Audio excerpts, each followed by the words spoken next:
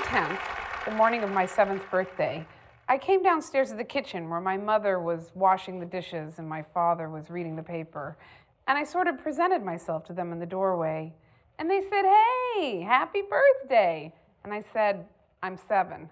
And my father smiled and said, "Well, you know what that means, don't you?" And I said, "Yeah, that I'm going to have a party and a cake and get a lot of presents?"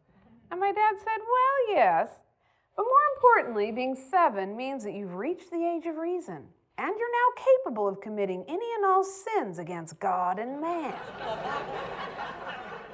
Now, I had heard this phrase, age of reason, before. Sister Mary Kevin had been banding it about our 2nd grade class at school, but when she said it, the phrase seemed all caught up in the excitement of preparations for our first communion and our first confession, and everybody knew that was really all about the white dress and the white veil. And anyway, I hadn't really paid all that much attention to that phrase, age of reason. So I said, yeah, age of reason. What does that mean again? And my dad said, "Well, we believe in the Catholic Church that God knows that little kids don't know the difference between right and wrong, but when you're 7, you're old enough to know better. So you've grown up and reached the age of reason, and now God will start keeping notes on you and begin your permanent record." And I said, "Oh. Wait a minute.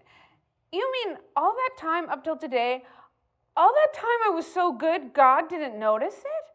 And my mother said, "Well, I noticed it." And I thought, how could I not have known this before? How could it not have sunk in when they'd been telling me all that being good and no real credit for it? And worst of all, how could I not have realized this very important information until the very day that it was basically useless to me? So I said, "Well, Mom and Dad, what about Santa Claus? I mean, Santa Claus knows if you're naughty or nice, right?" And my dad said, "Yeah, but honey, I think that's technically just between Thanksgiving and Christmas." And my mother said, "Oh, Pop, stop it. Let's just tell her. I mean, she is 7. Julie, there is no Santa Claus." Now, this was actually not that upsetting to me. My parents had this whole elaborate story about Santa Claus, how they had talked to Santa himself and agreed that instead of Santa delivering our presents over the night of Christmas Eve, like he did for every other family who got to open their surprises first thing Christmas morning, our family would give Santa more time. Santa would come to our house while we were at 9 o'clock high mass, but only if all of us kids did not make a fuss, which made me very suspicious. It was pretty obvious that it was really our parents giving us the presents. I mean, my dad had a very distinctive wrapping style, and my mother's handwriting was so close to Santa's. Plus, why would Santa save time by having to loop back to our house after he'd gone to everybody else's? There's only one obvious conclusion to reach from this mountain of evidence. Our family was too strange and weird for even Santa Claus to come visit. And my poor parents were trying to protect us from the embarrassment, this humiliation of rejection by Santa, who was jolly, but let's face it, he was also very judgmental. So to find out that there was actually no Santa Claus at all was really sort of a relief. I left the kitchen not really in shock about Santa, but rather I was just dumbfounded about how I could have missed that whole age of reason thing. It was too late for me. But maybe I could help someone else, someone who could use the information. They had to fit 2 criteria. They had to be old enough to be able to understand the whole concept of the age of reason and not yet 7. The answer was clear. My brother Bill, he was 6. Well, I finally found Bill about a block away from our house at this public school playground. It was a Saturday, and he was all by himself just kicking a ball against the side of a wall. I ran up to him and said, "Bill, I just realized that the age of reason starts when you turn 7, and then you're capable of committing any and all sins against God and man." Bill said, "So?" And I said, "So? You're 6. You have a whole year to do anything you want to, and God won't notice it." And he said, "So?" And I said, "So everything." And I turned to run so angry with him, but when I got to the top of these steps, I turned around dramatically and said, "Oh, by the way, Bill, there is no Santa Claus." Now, I didn't know it at the time, but I actually wasn't turning 7 on September 10th. For my 13th birthday, I planned a slumber party with all of my girlfriends. But a couple of weeks beforehand, my mother took me aside and said, "I need to speak to you privately. September 10th is not your birthday, it's actually October 10th. And I said, "What?" And she said, "Listen, The cutoff for birth dates for kindergarten was September 15th. So I told them that your birthday was September 10th, and then I wasn't sure that you weren't just going to go blab it all over the place, so I started to tell you your birthday was actually September 10th. But Julie, you were so ready to start school. Honey, you were so ready. I thought back on it, and when I was 4, I was already the oldest of 4 children, and my mother even had another child to come.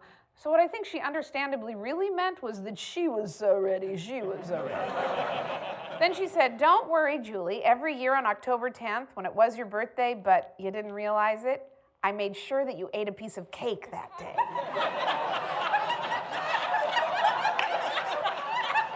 Which was comforting, but troubling. My mother had been celebrating my birthday with me, without me. What was so upsetting about this piece of information was not that I was going to have to change the date of my slumber party with all of my girlfriends. What was most upsetting was that this meant I was not a Virgo. I had a huge Virgo poster in my bedroom, and I read my horoscope every single day, and it was so totally me. And this meant that I was a Libra? So I took the bus downtown to get the new Libra poster.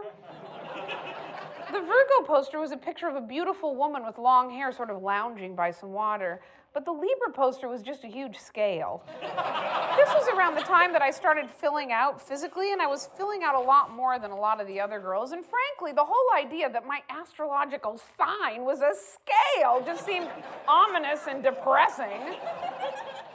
But I got the new Libra poster, and I started to read my new Libra horoscope, and I was astonished to find that it was also totally me. It wasn't until years later, looking back on this whole age of reason, change of birth date thing, that it dawned on me. I wasn't turning 7 when I thought I turned 7. I actually had a whole other month to do anything I wanted to before God started keeping tabs on me. Oh, life can be so unfair.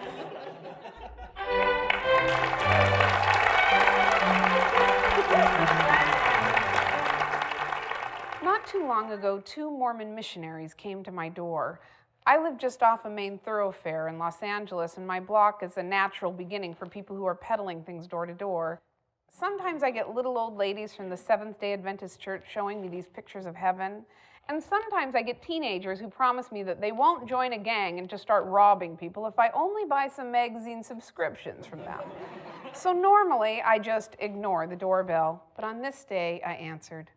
And there stood 2 boys, each about 19, in white starched short-sleeve shirts, and they had little name tags that identified them as official representatives of the Church of Jesus Christ of Latter-day Saints. And they said they had a message for me from God. I said, a message for me? From God? And they said, yes. Now, I was raised in the Pacific Northwest around a lot of Mormons, and, I've worked with them and even dated them, but I never really knew the doctrine or what they said to people when they were out on a mission, and I guess I was sort of curious, so I said, well, please, come in. And they looked really happy because I don't think this happens to them all that often. And I sat them down and I got them glasses of water, and after our niceties, I said, okay, I'm ready for my message from God. But they had a question instead, which threw me a little bit. I thought it would be more like a pitch at a studio, and I would hear their story, and then if I were interested, I would have my people call their people or something. But apparently this was going to be interactive. And they said, do you believe that God loves you with all his heart? And I thought, well, of course I believe in God, but I don't like that word heart because that anthropomorphizes God. And I don't like the word his either because that sort of sexualizes God. But I didn't want to argue semantics with these boys, so after a very long, uncomfortable pause, I said, yes, I do. I feel very loved. And they looked at each other and smiled like that was the right answer. And then they said, do you believe that we're all brothers and sisters on this planet? And I said, yes, I do. And I was so relieved that it was a question I could answer so quickly. And they said, well, then we have a story to tell you.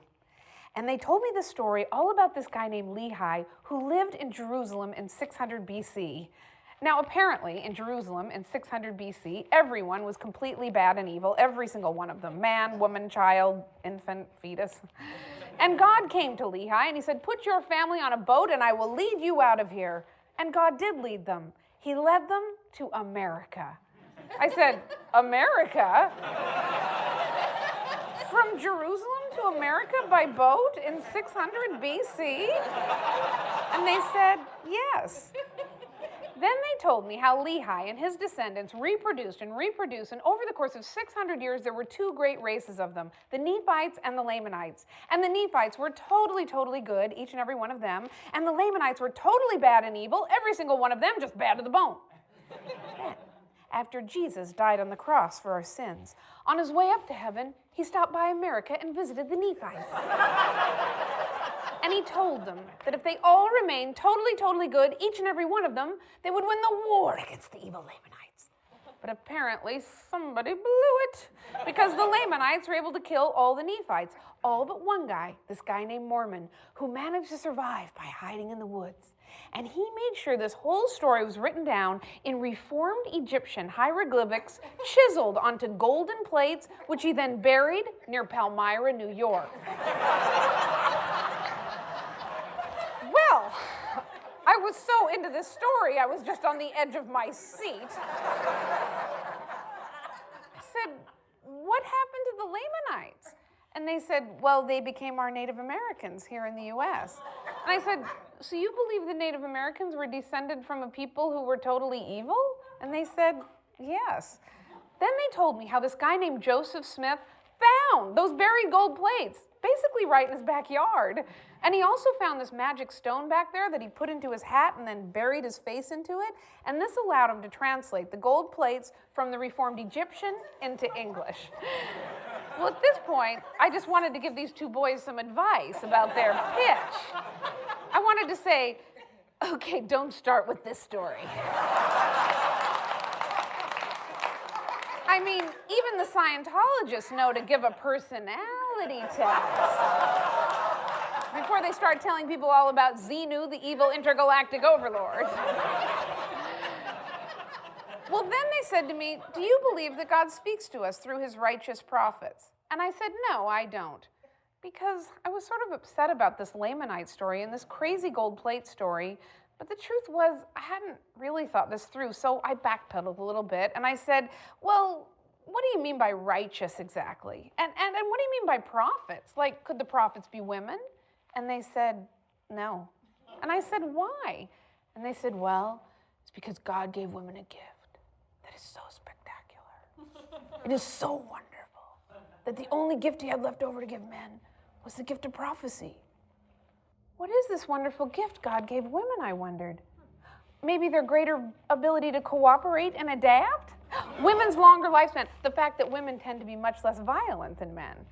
But no, it was not any of these gifts. They said, well, it's her ability to bear children. I said, oh, come on. Even if women tried to have a baby every single year from the time they were 15 to the time they were 45, assuming most of them didn't die off from exhaustion, it still seems like some women would have some time left over to hear the word of God. And they said, no. Well, then they didn't look so fresh-faced and cute to me anymore, but they had more to say. They said, well, we also believe that if you're a Mormon and if you're in good standing with the church, when you die, you get to go to heaven and be with your family for all eternity. And I said, oh, dear. That wouldn't be such a good incentive for me. And they said, oh. Well, we also believe that when you go to heaven, you get your body restored to you in its best original state. Like if you'd lost a leg, why, you get it back. Or if you'd gone blind, you could see. I said, oh, now, I don't have a uterus because I had cancer a few years ago. So does this mean that if I went to heaven, I would get my old uterus back? And they said, sure. And I said, I don't want it back. I'm happy without it. Gosh, what if you had a nose job and you liked it? Would God force you to get your old nose back? Well, then they gave me a Book of Mormon, and they told me to read this chapter and that chapter, and they said they'd come back someday and check in on me, and I think I said something like, please don't hurry, or maybe it was just, please don't, and they were gone. Okay, so I initially felt really superior to these boys, and smug in my more conventional faith, But then the more I thought about it, the more I had to be honest with myself. If someone came to my door and I was hearing Catholic theology and dogma for the very first time, and they said, "We believe that God impregnated a very young girl without the use of intercourse, and the fact that she was a virgin is maniacally important to us, and she had a baby, and that's the Son of God," I mean, I would think that was equally ridiculous. I'm just so used to that story. So I couldn't let myself feel condescending towards these boys. But the question they asked me when they first arrived really stuck in my head. Did I believe that God loved me with all his heart? Because I wasn't exactly sure how I felt about that question. Now, if they had asked me, do you feel that God loves you with all his heart? I think that would have been much different. I think I would have instantly answered, yes, I feel it all the time. I feel God's love when I'm hurt and confused, and I feel consoled and cared for. I take shelter in God's love when I don't understand why tragedy hits, and I feel God's love when I look with gratitude at all the beauty I see. But since they asked me this question, with the word believe in it, somehow it was all different, because I guess I wasn't exactly sure if I believed what I so clearly felt. Okay, my religious history in a nutshell. I was raised Catholic, and for me, it was all in all a good experience. I know we can't stop reading about all of the horrific and abusive experiences that people have had growing up in the Catholic Church recently in the papers. But for me, it was mostly wonderful. I always felt lucky to be a Catholic. My parents were both from Catholic families that went as far back as anyone knew on either side. My parents both went to all Catholic schools, grade school, high school, college, and then my father even went to Catholic law school. My father told us kids that when he was in high school, the Jesuits separated out some of the boys, and they were on this separate advanced track, and he studied Latin for 4 years and Greek for 3 years. And out of the 16 of his special group, 11 of them became Jesuit priests themselves. When my father told us kids this story, we thought, he's got to be like this genius who's being groomed for the priesthood. But lucky for us, he chose to get married instead. When I was old enough, my father introduced me to his favorite writers, which he pointed out were Catholic writers. G.K. Chesterton, Evelyn Waugh, Graham Greene, Flannery O'Connor. They were in a club that we were into, and I felt lucky and privileged. I think my favorite time to be a Catholic was in high school. My first 2 years of high school, I went to an all-girls school taught primarily by nuns, and I befriended one sister in particular, Sister Antonella, and she often invited me over to the convent for dinner. And maybe because it was such a contrast to my home life at that time, I mean, I was the eldest of 5 children in a typical busy Irish Catholic home, but for me, the life of the nuns just seemed like heaven. The convent was really quiet and calm, and the women were dedicated to the education of their students, and dinner discussion centered on theological debate, or what I thought was theological debate. Maybe they just talked about a poem that everyone liked, but it was just so civilized. I don't know, the convent seemed like books and incense and rosary beads and meditation and like rationality. The sisters lived in an order, but they sure seemed to have their lives in order as well. Now, my adult self knows that I am definitely romanticizing these nuns, but in the 7 or so times that I ate dinner over there, and in almost all my personal dealings with them, that's how I remember it. I became a little bit of a nunophile. My favorite show as a kid was The Flying Nun. I watched all those nun movies with relish. Song of Bernadette, The Singing Nun. After watching Brother Sun, Sister Moon, I took the confirmation name Claire because I, like St. Clare, was in love with St. Francis.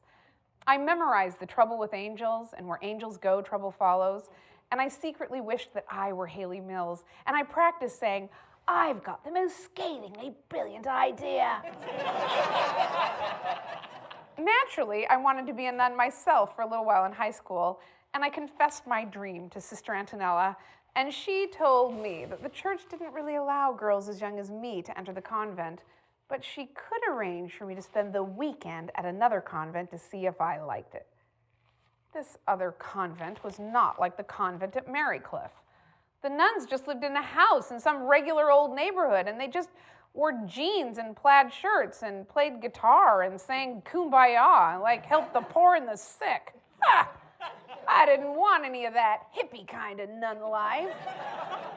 I wanted a habit and a cell, and I wanted to flog myself and wear a hair shirt.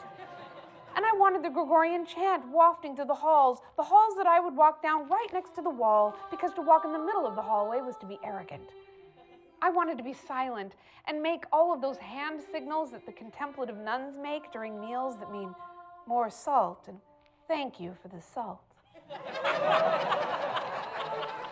And I wanted my long, thick hair to be cut off abruptly like Audrey Hepburn in A Nun Story, and then I wanted to prostrate myself before the cross. But it wasn't just the type of convent that was a problem. There were also boys. I was way into boys. Even though for a while, I really did think it could be me and Jesus together forever. I had this picture of Jesus in my bedroom, and he had this shag haircut and these big, beseeching, totally understanding eyes and a sexy beard. I will confess to you that Jesus helped me discover the pleasures of my own body. Anyway,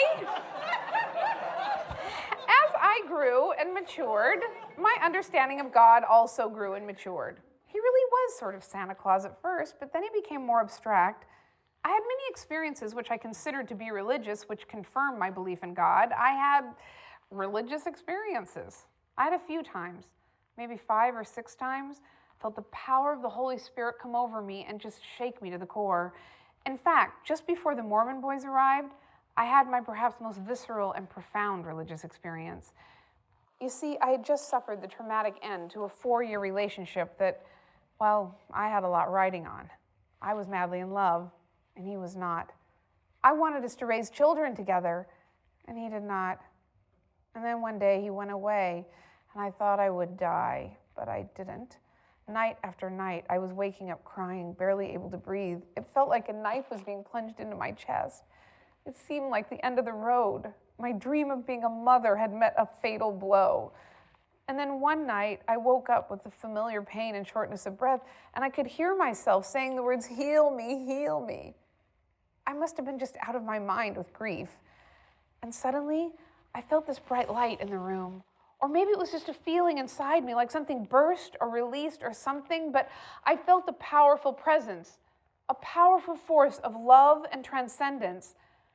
For the first time in weeks, I felt whole, and I felt absolutely connected to everything, and I knew that I would be healed and that God had a plan for me and that my breakup was just part of my divine destiny. The next day, I was almost blushing to myself thinking about this incident. I felt close to God, closer than ever before. And I did feel healed, because you see, God had healed me. So now you can sort of see how when a few days later these 2 Mormon boys arrived on my doorstep and said that God had a message for me, why I was stopped in my tracks and actually let them in. And I realized that I was kind of embarrassed that it had taken me so long to answer that very simple question. Did I believe that God loved me?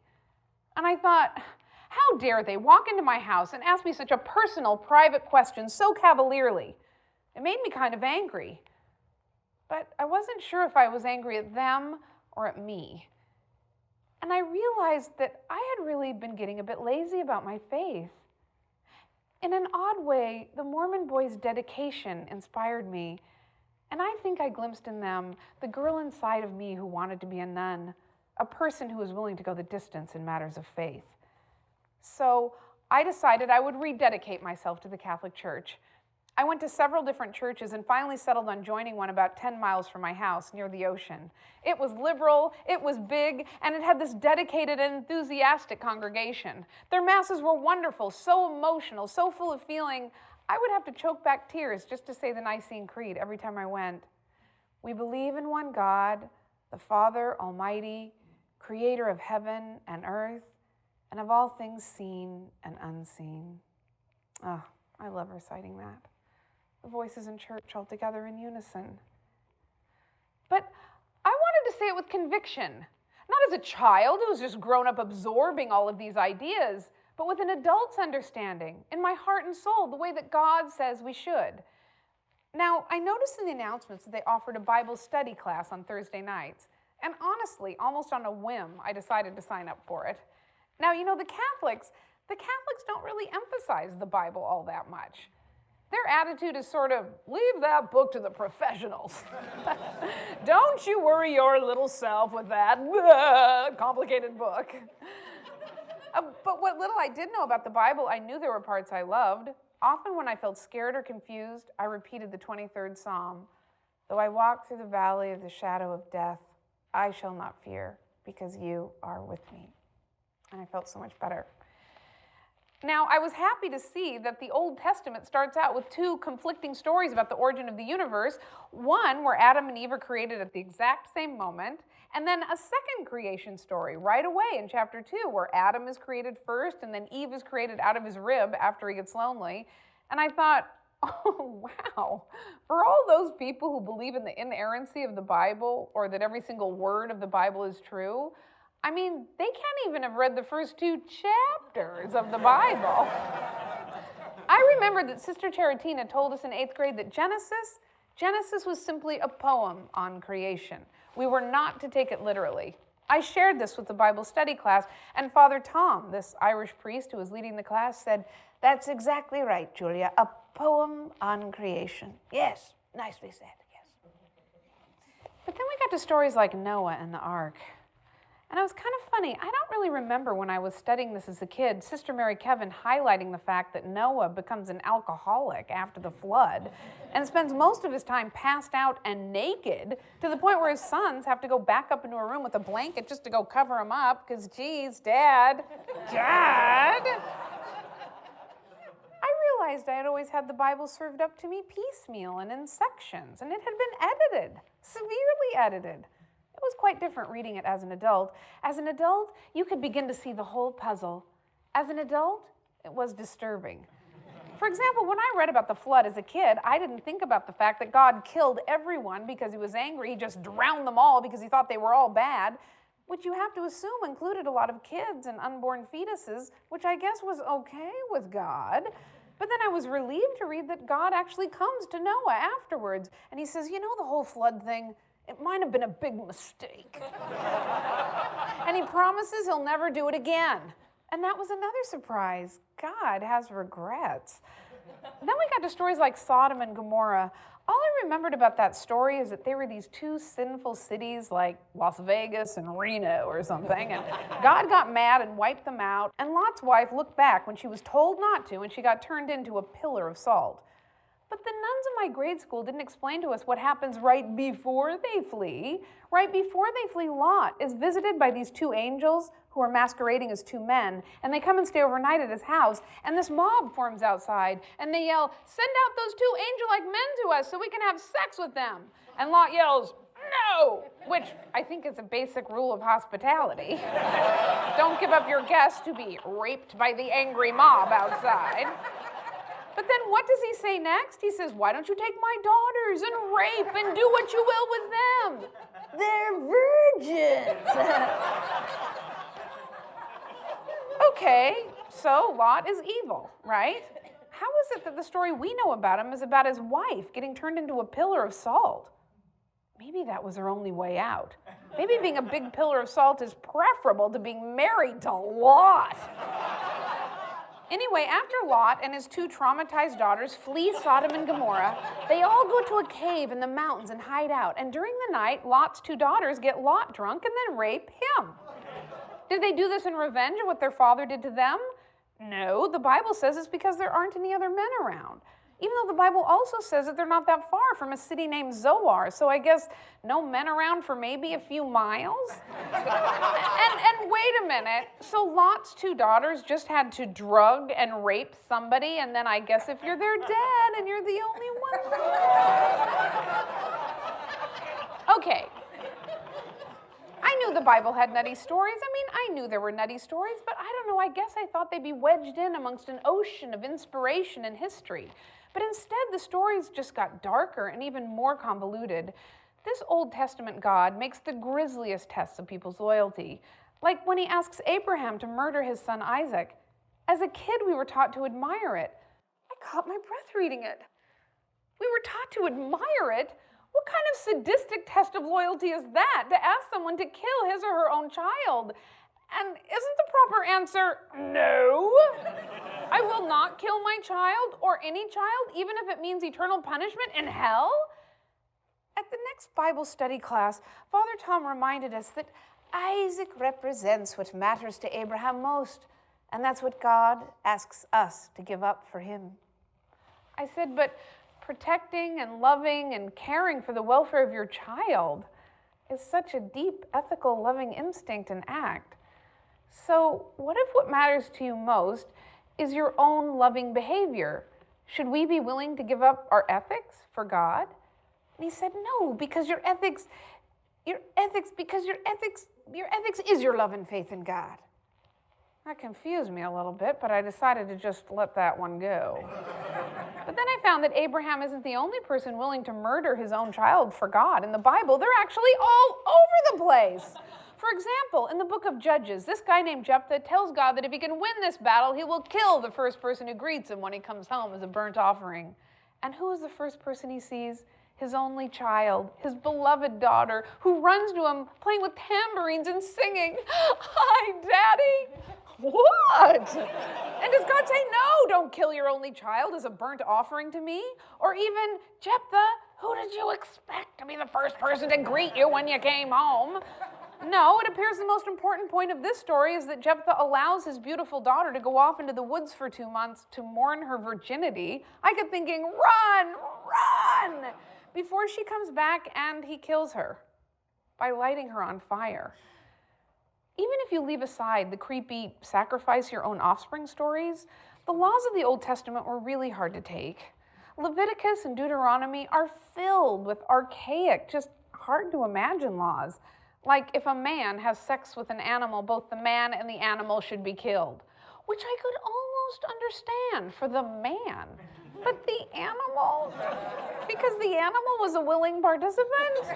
Because now the animals have the taste of human sex and won't be satisfied with that. Even things that I thought were set in stone, like literally set in stone, like the 10 Commandments, weren't. The 10 Commandments that we are almost familiar with are these rules that God simply told Moses on Mount Sinai without referring to them as commandments, without even setting them in stone. It's only later in Exodus, when Moses goes back up to Mount Sinai, that God gives him a set of 2 tablets of stone with these rules chiseled on them. When Moses gets back down off the mountain, he sees the people worshiping a golden calf, and he has a tantrum, and he smashes the stones before he reads them. So then Moses goes back up to Mount Sinai, and God gives him another set of stone tablets. And this is the first time at this point that they're referred to as the commandments, and they're chiseled into stone. So you'd sort of think that God's got to be pretty firm on the subject of commandments by now. But the rules are significantly different than those other rules. Like how all male children have to appear before God 3 times a year, however that's supposed to be accomplished, and how you shouldn't cook a baby goat in its mother's milk, and how every domestic animal's firstborn male should be sacrificed. But then the commandment goes on to say that if you don't want to sacrifice your donkey's firstborn male, you could go ahead and substitute a lamb's if you really needed to. Some people think that without the 10 Commandments, morality in society would be relative and wishy-washy, but in the Bible, morality is relative and wishy-washy. In fact, it sure seems like our modern morality is much more loving and humane than the Bible's morality. Well, Father Tom saw me outside of church after Mass one Sunday, and he said, "Julia, you know, you always look so very sad in Bible study class." And I said, "I'm sorry, Father, it's just that God is so offensive in the Bible. Really, it's like he's bipolar." He said, "Well, you know, the Old Testament. Just remember that the people who wrote it were an ancient Bronze Age civilization. I mean, the stories are legends. They're tales of trickery and deception that were told around the campfire by sheiks who made God impressive by their very ancient standards." I said, "Oh, wow. Looking at the Old Testament that way, it actually makes a lot of sense now, Father. Looking at the Old Testament that way, it's quite interesting." But Homer was also an ancient Bronze Age writer writing about gods. I mean, how much are we supposed to believe is actually true? And he said, "Well, there's no evidence that Abraham is anything other than legend, or Isaac, or Moses, or even the whole Exodus story. I said, the Exodus story is a myth? And he said, well, myth-ish. And I said, how could something be myth-ish? And he said, well, the Exodus story is a myth in the sense that it never actually happened. But it's not a myth in the fact that the people believe the story was true and shape their identity as a culture based on thinking that. But Julia, you can't read the Bible with modern historical eyes. You've got to read it with the eyes of faith, because this is the story that God wants us to know. I left the church thinking, okay, calm down. This is the Old Testament. Old. Old is right in the title. A newer testament is coming up. And that's why God must have sent his son Jesus, because we clearly hadn't gotten the message right? Jesus was all about tearing down those old, archaic ways of worship and reminding people that what mattered most was what we were like on the inside. I could hardly wait to meet Jesus again, as if it were the first time. But oh dear. Well, first of all, Jesus was much angrier than I expected him to be. I mean, I knew he got angry with all those money changers in the temple and everything, but I just had no idea that he was so angry so much of the time. And very impatient. Jesus says that he speaks in parables because the people, they just don't understand anything else. But the parables are often foggy and meaningless, and Jesus is snippy when even the disciples don't get them. He says to them, if you don't understand this parable, then how can you understand any parable? And are you incapable of understanding? I kept thinking, don't teach in parables then. It's not working. Even your staff doesn't understand them. Why don't you just say what you mean? Okay, so Jesus isn't so patient, and I think he picked a very ineffective lesson-giving technique, and he's angry most of the time, but that doesn't make him bad. It's just, wow, I really expected someone else. Some of the parables are not just foggy. To me, they're sort of offensive. Like in Luke, Jesus helps us understand God's relationship with humans by telling us a story about how God treats people the way people treat their slaves. They beat some more than they beat others. Okay, I know this was a different time and everything, and I really tried to keep that in mind as the Bible refers to slavery all over the place. And not only does it not say it's wrong, I mean, the Bible gives you advice about how you're supposed to keep your slaves and how slaves should behave obediently at all times to their masters. But I don't know, I guess I sort of thought the Son of God would say slavery was wrong. But no, Jesus does not say that. In fact, he uses slavery as an example of how God treats people. It was really hard to stay on Jesus' side when he started saying really aggressive, just hateful things. Like in Luke chapter 21, Jesus says that he is like a king who says, anyone who does not recognize me, bring them here and slaughter them before me. Or in John chapter 15, Jesus says, anyone who does not believe in me is like a withered branch that will be cast into the fire and burned. In Matthew, he says, I come not to bring peace, but a sword. And in Luke, he says, and if you don't have a sword, sell your clothes and buy one. Then Jesus just starts acting downright crazy. Like in Matthew chapter 21, when this fig tree doesn't have a fig for Jesus to eat, he condemns the fig tree to death. That's right, Jesus condemns a fig tree to death. Not a parable, by the way, just Jesus pissed off that the fig tree didn't have a fig for him to eat when he wanted one. Not exactly the Prince of Peace who taught us to turn the other cheek. And then there's family. I have to say that for me, the most deeply upsetting thing about Jesus is his family values, which is amazing when you think how there's so many groups out there who say they base their family values on the Bible. I mean, he seems to have no real close ties to his parents. He puts his mother off cruelly over and over again. At the wedding feast, he says to her, woman, what have I to do with you? And once, while he was speaking to a crowd, Mary waited patiently off to the side to talk to him, and Jesus said to the disciples, send her away, because you are my family now.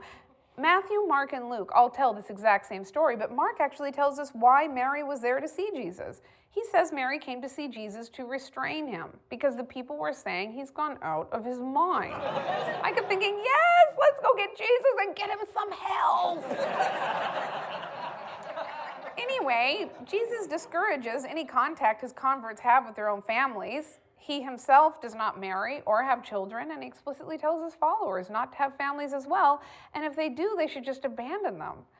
Now, mostly Jesus says this because he believed the end of all time was imminent. Jesus said over and over again that the people who were alive when he was alive would not die naturally, but see the end times. He tells us this in Matthew, Mark, and Luke. So, okay, Jesus tells us not to have families because he mistakenly believed that the end of all time was imminent, but then he tells us not to take care of the families that we do have already. Like in Luke chapter 14, Jesus says, anyone who comes to me and does not hate father and mother, brothers and sisters, wife and children, cannot be my disciple. I mean, isn't that what cults do? Get you to reject your family in order to inculcate you?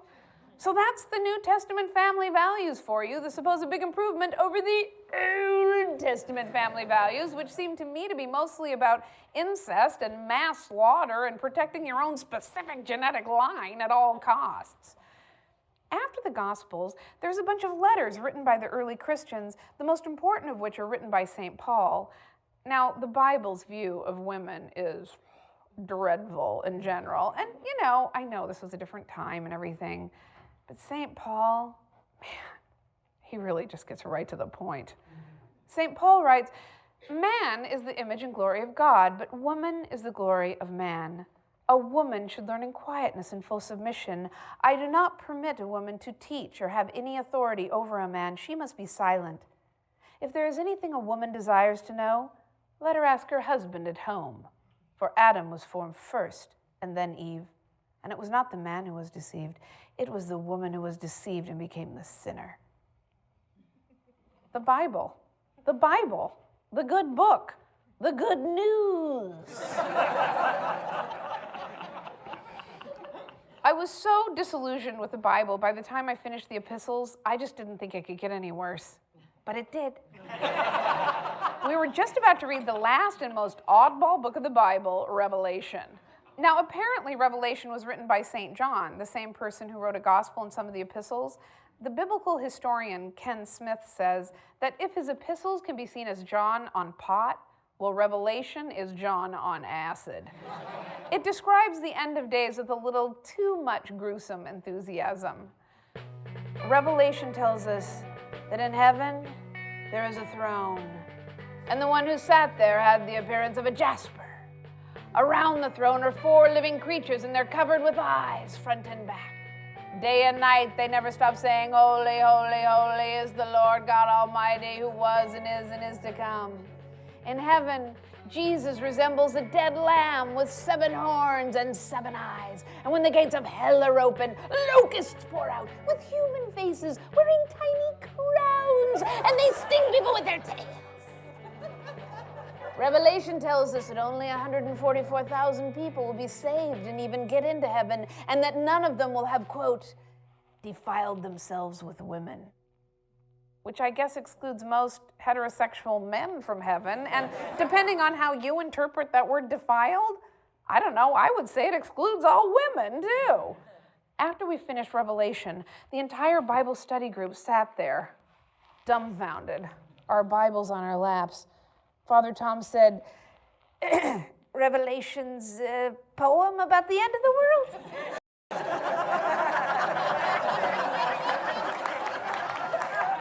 I said, Father Tom, I am having a really hard time with this book. And he told me to pray for faith. I left the church thinking, is this one big practical joke? Where is my God, the Jesus I know, the one that I love and the one who loves me? I was driving home and I was stopped at a red light on Crenshaw and Wilshire, and it was a Sunday, and all these people were walking to church holding their Bibles, and I wanted to roll down the window and say, have you read that book? I mean, really? I felt like I was in a horror film, and the clue to the insanity was not some secret document. It was a book that everyone was holding, that was on every coffee table, the biggest bestseller of all time, the key to the underpinnings of the faith, in every single hotel room in the land. And yet, if you cared enough to just glance inside, you found you'd open the door to an insane asylum with a bunch of crazy people dancing around saying, yippity, yippity, yeah! And now I'd shut that door, and how could I pretend that I hadn't opened that door? My mother said, Julie, I just ignore what I don't like. Why would would you do something, honey, like go read the Bible cover to cover if you weren't just looking for reasons to get upset? You make your life so much harder than it has to be, honey. Well, I went to Book Soup, and I wandered around, and I saw this book called The History of God by this woman, Karen Armstrong. Karen Armstrong is this amazing British religious writer who was a nun for 7 years, and then she left the convent, and now I believe she teaches religious history at a rabbinical institute in England. In my mind, the Haley Mills character in The Trouble with Angels, well, she grows up to become Karen Armstrong. Karen has all sorts of scathingly brilliant ideas. I loved The History of God, and in it, Karen makes a good point. She says the stories of the Bible are not literally true. Everybody knows they're not literally true, and it's not even important that they're true. What's important is that they're psychologically true. And that was a big revelation for me. I felt like I finally understood. As if at long last I was in on the secret. I thought, oh yeah, that's what everybody already knows, only no one says it. Or maybe this is what Father Tom was trying to tell me when he said myth-ish. He meant it was psychologically true. I walked around thinking, of course. And I remember the nuns teaching me dogma in grade school and how exasperated they would get if I asked too many questions. And now I knew what they were thinking. They were thinking, don't you know it's just psychologically true? Everybody else seems to get that. So when I went to Mass on Easter Sunday that year, I felt I had this new positive attitude. I knew the correct way to look at the stories. Historical accuracy was not important. That people built cultures around them wasn't even important. What was important was that they triggered us somehow very deep in our psyche because they were psychologically true. But as I sat there in Mass, I thought,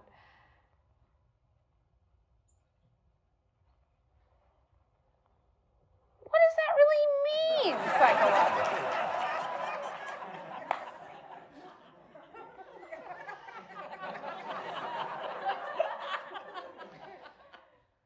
Jesus' death and resurrection, death and rebirth, okay, I get it, psychologically true enough. But what about other stories on the same theme? I mean, what about Persephone going down into the underworld? I mean, that's psychologically true too then, I suppose. Or what about stories from the Iliad? Or Darth Vader? Or the little engine that could? I mean, those are psychologically true stories, aren't they?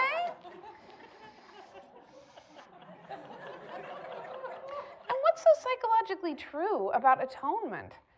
We were taught that Jesus died for our sins based on this idea of atonement, or that somebody else can pay for the sins of other people. For the first time, after going to church basically my entire life, I considered the idea that God sent his Son to earth to suffer and die for our sins. Why? I mean, first of all, you can say that Jesus suffered, but he didn't suffer any more than a lot of people have suffered. I could think of examples in my own family. My brother Mike, who had cancer, he suffered unspeakably for a very long time. Eyelids freezing open and his eyes drying up, canker sores all over his throat and he couldn't swallow, weeks and then months of gut-wrenching vomiting and nausea before he finally died. So, okay, Jesus suffered. I mean, he apparently suffered terribly for 1, maybe even 2 days. I heard someone say once, Jesus had a really bad weekend for our sins. I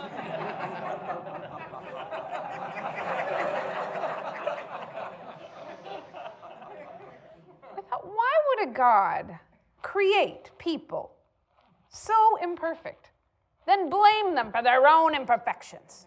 Aha, then send his Son to be tortured and then murdered by those imperfect people to make up for how imperfect people were and how imperfect they inevitably were going to be. I mean, what a crazy idea. I looked at the crucifix, and for the first time, instead of seeing a symbol of transcendence and compassion, I saw a horrible execution device. What kind of God sends his Son to be tortured and killed like that? Oh, I guess it is the God of the Old Testament. That's exactly who would do something like that. But then, when I looked at Jesus as just a guy, just a human, just an impassioned young idealist who, sure, lost his temper a lot, but who could also go on teary-eyed about loving your neighbor and helping the poor. And because his ideas were so outspoken, it threatened those in power, who ordered him to be tortured and then killed. And then reading how Jesus died, astonished and heartbroken that his own God abandoned him. His story became so tragic. Jesus' life and death made me want to go out and campaign for free speech, not sit in a church and worship him. So I tried to concentrate on what I did like about the church. The stained glass windows are pretty. The light in the church, the religious art, the songs. Not the words to the songs, exactly, but the melodies were nice, especially at Christmas. It was all so pretty in the church then. Well, Father Tom saw me outside the church. He said, "Happy Easter, Julia." I said, "Happy Easter, Father." He said, "You know, I can see you frowning from the pulpit." "I'm sorry, Father, but will you please help me, because I am just finding this all just impossible to believe." He pulled me over to the coffee and donuts table. He said, "Listen, I've been speaking with some of the other priests about your predicament." I loved how he said predicament. I felt like I was 16 and knocked up. I said, "Yeah?" He said, "Listen, we all struggle with doubt, but we all come back. Just remember Proverbs 3:5. Trust in the Lord with all your heart and lean not on your own understanding." So God gave us the gifts of intelligence and curiosity and rationality, but then we're not supposed to use them? Then Father Tom sighed, like he was so tired of me and my struggle. And I was so angry that he used that particular proverb. It really felt like he was just slamming the door in my face. Then all of a sudden, Father Tom started to bless me. It was sort of awkward. He just started moving his hands over me and chanting this phrase in Latin. Not that this is so out of the ordinary or wrong or anything like that. It's just in this moment, it felt like he was trying to perform an exorcism. Afterwards, I went back into the empty church and I sat down and I stared at the altar. When I was 10 or so, the sisters at St. Augustine's announced that anyone who was interested in becoming an altar boy were to go see Monsignor at the rectory. And I thought, I want to be an altar boy.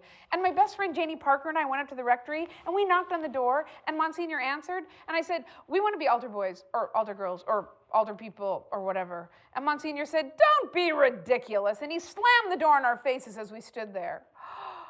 Janie and I were so angry. We were so mad. We just went right back over to the church and we went where they'd always told us we should never go, up to the sanctuary. And we knew that it was a sacrilege to touch anything on the altar if you weren't a priest or an altar boy. And we ran around and touched everything. We touched every little thing. We got our girl cooties all over that altar. And suddenly, remembering that like a big ocean wave, the force of all that I really hated about this church welled up in me. All the pompous, numbing masses, the unabated monotony of the rituals, all the desperate priests trying to tease something meaningful out of a very flawed ancient text. I was driving home going east on the 10, and I was near tears thinking, I tried so hard. I tried to learn more about my church, and it just made everything a lot worse. I thought they knew something I didn't know, like they had to have, because there's this whole huge institution built on it. And I thought, I feel like I am lying under this great huge cow of the church, sucking on a teat, trying to get some milk of meaning. And I am sucking and sucking. And then I usually do get a teaspoon of milk, and I thrill to myself, a teaspoon of meaning, a teaspoon of meaning, hallelujah. And now my neck is so exhausted, and even the muscles in my shoulders and back are starting to ache. And I prayed to God, what am I gonna do? I can't go back there again. We could go to some other church together, me and God, or find some other way, but this is not the right way for me. I will not make this drive again. It is finished. And then I did start to cry, and as if God were crying too, it began to rain. And I could almost feel God sitting in the passenger seat next to me, and we were ripping down the freeway together. And I could practically hear God say, I could barely stand it at that church myself. Let's get the hell out of here. And so we did.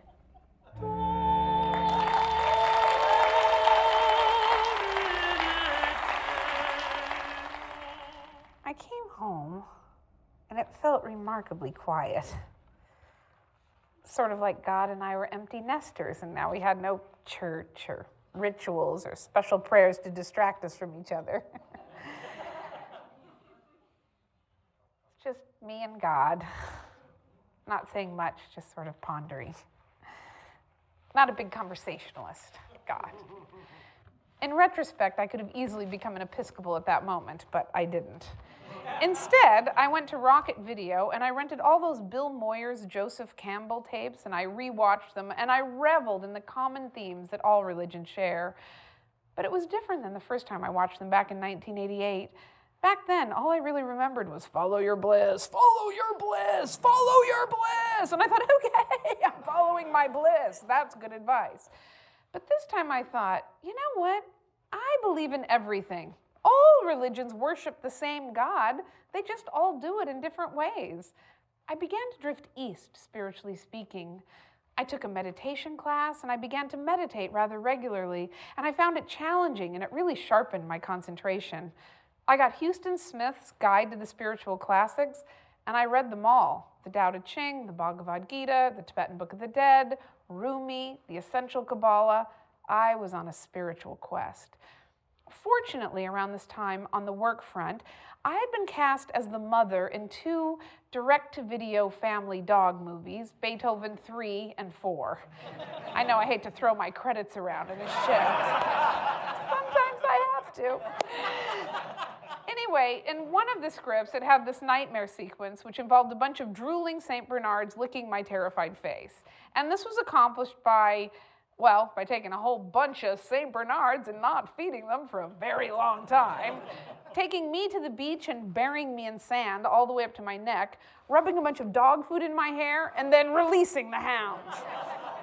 And as the dogs galloped towards my fragrant cranium, I thought, maybe I'm a Buddhist.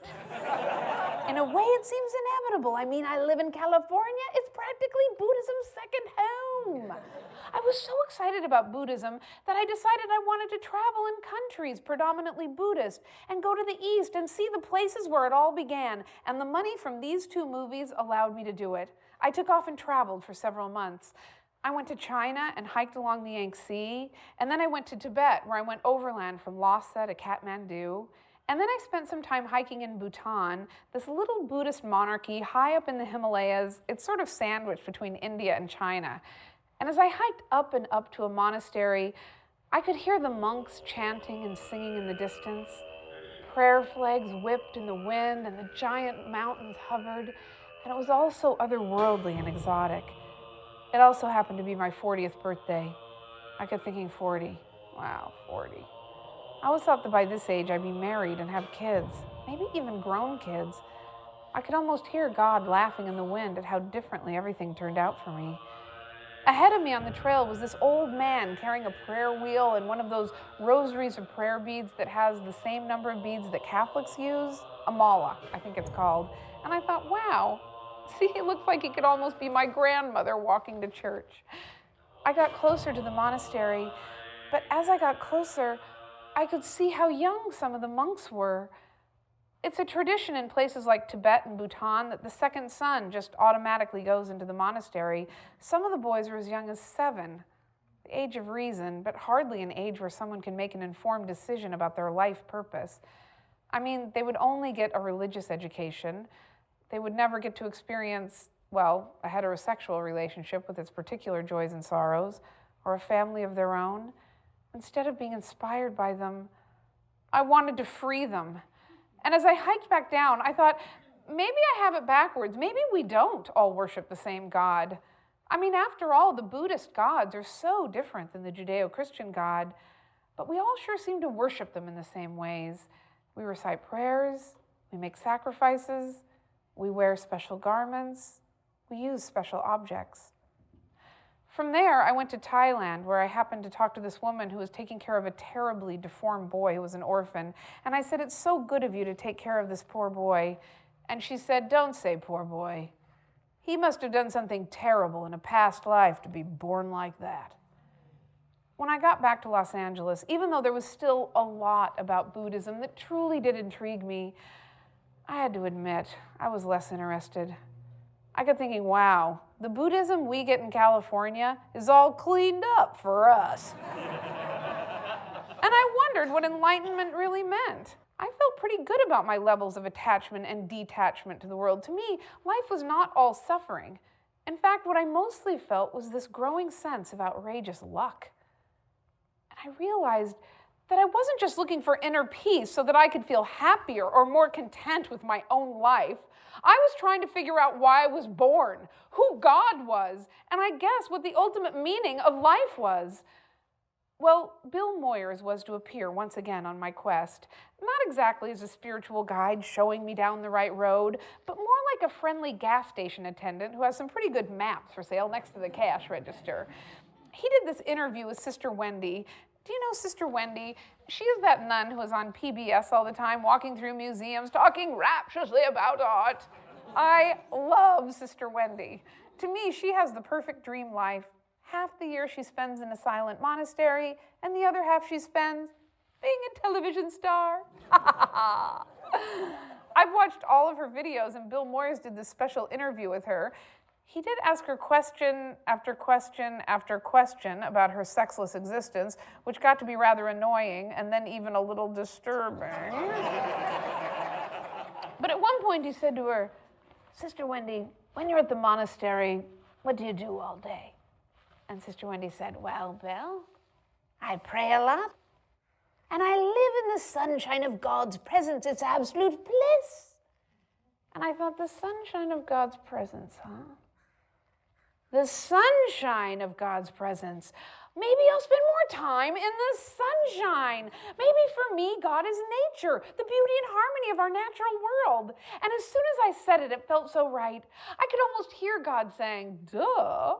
And I walked around saying, God is nature, God is nature. That's the way for me to connect with God, by spending time in his masterpiece, nature. Now, you know, Catholics don't push nature all that much either. I think there's something almost pornographic about the whole idea of nature to Catholics. I don't remember a lot of hiking growing up. We weren't like those crazy Protestants who were out camping all the time. I guess the idea was that nature was just so lush and unabashedly ripe, you just didn't know what you were going to get tangled up in out in nature. So I decided that I would try to experience God while I was on a hike or on a bike. And it was fun. It was really fun. And I began to notice the smallest leaves and what a web of life there was out there, so intricate and beautiful. I was able to continue my travels, and this time I headed to South America, and I went to Ecuador and then went to visit the Galapagos Islands. I went on a week-long boat trip with a naturalist and 8 other people. And in the common area of the boat was Charles Darwin's The Origin of Species. And I laughed when I saw it because I thought, either you would be someone who would have already read The Origin of Species, and that would be why you even came here to the Galapagos, or you would be someone who would probably never read The Origin of Species. I mean, how supremely dorky would it be if someone saw this book here and thought, I wonder what this is about, and started reading it here of all places? That would be so ridiculous. And in a few moments, I basically was that person. Now, of course, I accepted the theory of evolution. I mean, I remembered Sister Charitina telling us all about it in 8th grade, how we, as Catholics, believe in evolution. We weren't like some of those uneducated Protestants that believed God literally plopped people onto the earth in one fell swoop. She said, this is the way it happened. God set everything in motion in order for humans to evolve. Then there was a special preordained moment when there was the very, very first human man and woman. Because think about it. There had to be some moment when there was the very, very first human man and woman, and that was Adam and Eve. And that's when God put a soul in us. And then everything else happened exactly as it says in the Bible. And then she sort of encouraged us not to think so much about evolution anymore, because after all, she had just explained it. Right? In any case, the idea of evolution wasn't threatening to me in any way. It's just, I didn't really understand that much about it, except over time, animals change. I thought The Origin of Species would be way too scientific of a book for a person like me to read. Personally, I had avoided science at all costs in school. In fact, I even had this prejudice, this idea that doing well at science was somehow an admission that you didn't have the complexity of character, the subtlety of mind to take on the humanities. Science was for people who couldn't handle ambiguities, who needed black and white answers, probably people who couldn't really get in touch with their feelings and had nothing left to think about. But to my surprise, The Origin of Species was very easy to read, and truly a page-turner. And Charles Darwin, he described evolution in ways that Sister Charitina had not.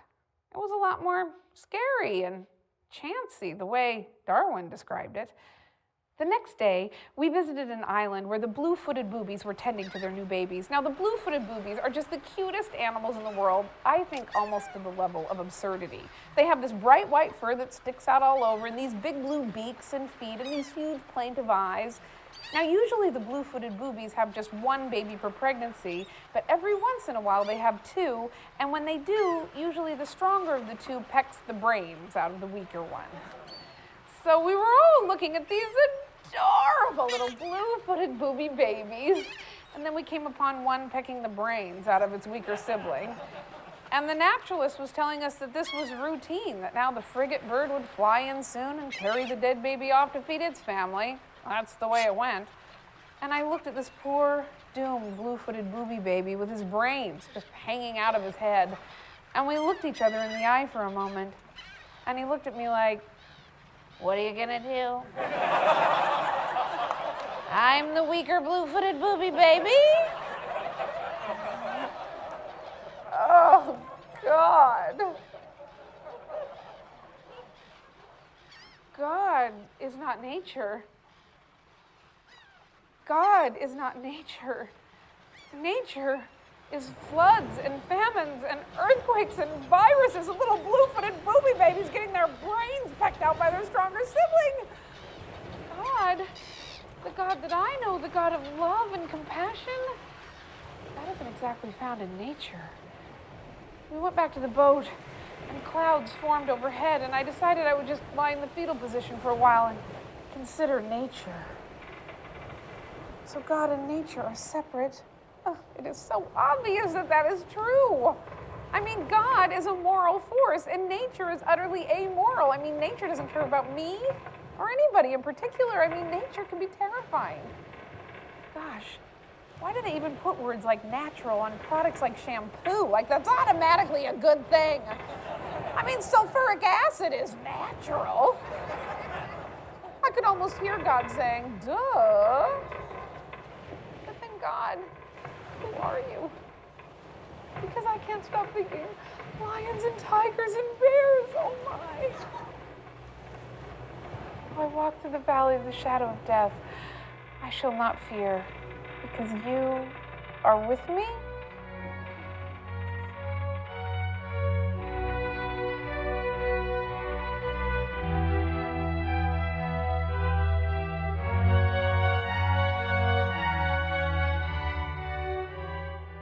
Maybe God is love.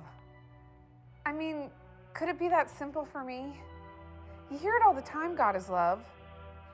Okay, God is love. God is a force of love.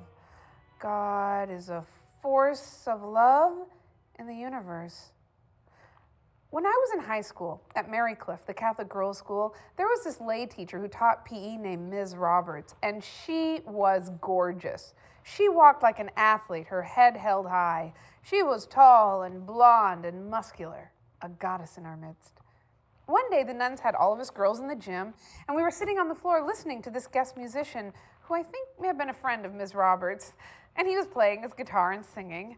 And at the end of his set, he began singing this song, Vatican Rag, which is very irreverent and has lyrics like, bow your head with great respect, and then genuflect, genuflect, genuflect. Well, the nuns reeled. Sister Mary Howard stood up in the middle of his song and asked him to leave. He stopped, took his guitar, and left. Then I remember just sitting there in the gym for a while, just sort of decompressing, just talking about God. When all of a sudden, Sister Mary Howard turned to this Miss Roberts and said, "Do you even believe in God?" Well, I'd never heard anyone ask another person a question like that before. Ms. Roberts stared right into the eyes of Sister Mary Howard, and Sister Mary Howard stared right into the eyes of Ms. Roberts, who after an eternity said, "I believe in a force of love in the universe." All of us girls nodded in agreement. Force of love in the universe? I mean, sure, who could argue with that? And then we all looked back at Sister Mary Howard, whose eyes narrowed, like, that is the wrong answer. Only 2 years later, the attitude of my church towards God being simply love had completely changed. Gonzaga Prep, the Catholic boys' school, had gone co-ed, and that's where I spent my last 2 years of high school. Everything seemed to be changing. Folk masses were slipping into the mainstream. Some of the priests used chalices made of thick handmade pottery, and their vestments were made out of unbleached fabrics, coarsely woven. And instead of the pre-made communion wafers, we all just started breaking a loaf of bread into little pieces, like Jesus did. In the spring, Father Fitterer started teaching us all transcendental meditation. Suddenly, there were guitars in Mass and a drum set right up on the altar. Transubstantiation was never like this before.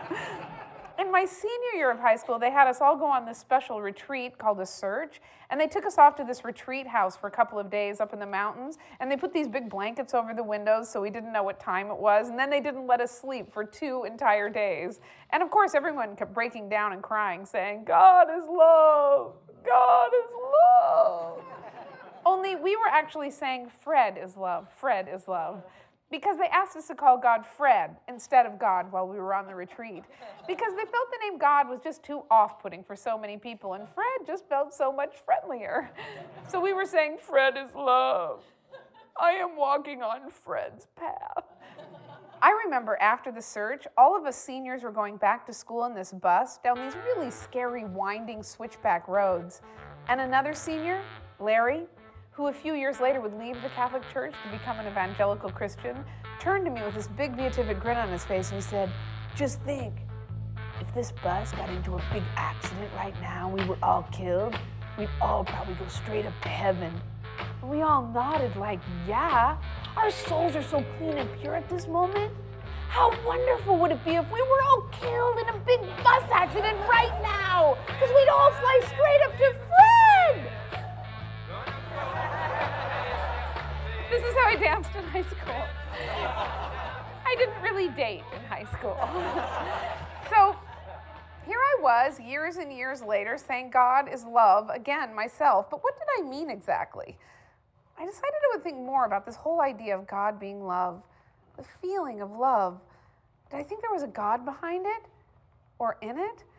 I mean, there seemed to be a lot of incentive to feel love just for its own sake. Without God, would there be no love? In my confusion, I found someone who made it clear, someone who had thought about this topic a lot. Now, at this point, I knew a little bit of science, but not a lot, and that made me the perfect candidate for Deepak Chopra. I read The Way of the Wizard, Ageless Body, Timeless Mind, The Quantum Alternative to Growing Old, The 7 Spiritual Laws of Success, and How to Know God. I basked my way through Deepak's books. I thought, I get it. God is energy and intention in the quantum field or something.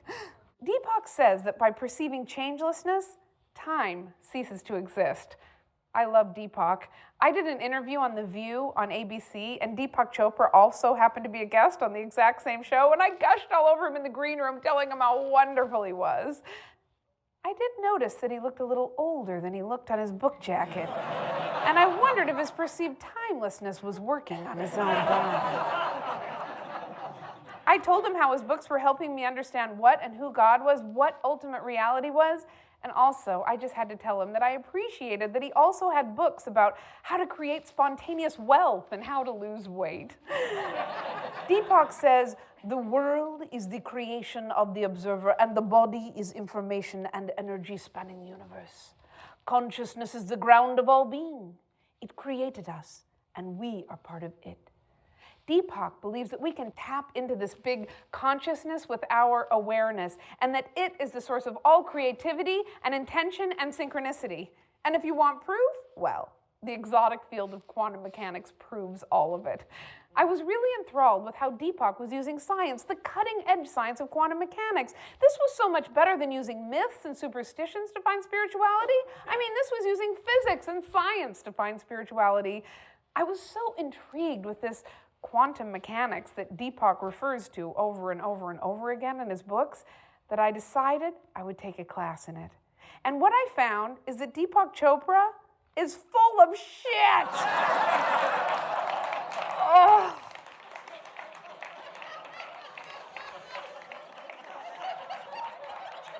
I wanted to go back in time, and instead of gushing at Chopra, I wanted to say, "Deepak, what the hell are you doing? There is no universal consciousness that can be demonstrated with quantum mechanics. There is no healing of the body or arresting of the aging process through telepathy. I mean, sure, subatomic waves and particles do behave in perplexing and strange ways to us, especially when we try to measure them, apparently. But that doesn't mean that there are angels or that the universe wants me in particular to make more money. I mean, I know this, and I took one measly class. I turned on the TV one day to find Deepak back on his beloved show, The View, promoting his new book, Golfing to Enlightenment. And all the ladies were so thrilled. Who knew you could achieve enlightenment on the links? I started feeling so angry at the New Age movement, so arrogant, so clueless. I mean, here was the generation that was supposed to be the best educated, the ones who threw off the shackles of superstition and traditional religion, and then what did they do? They just gravitated towards chakras and auras and crystals and quantum consciousness. I mean, what is the matter with people? And then I thought, oh, God, what is happening to me? I'm becoming so cantankerous. I'm going to become one of those angry retired people who just keeps writing letters to the editor.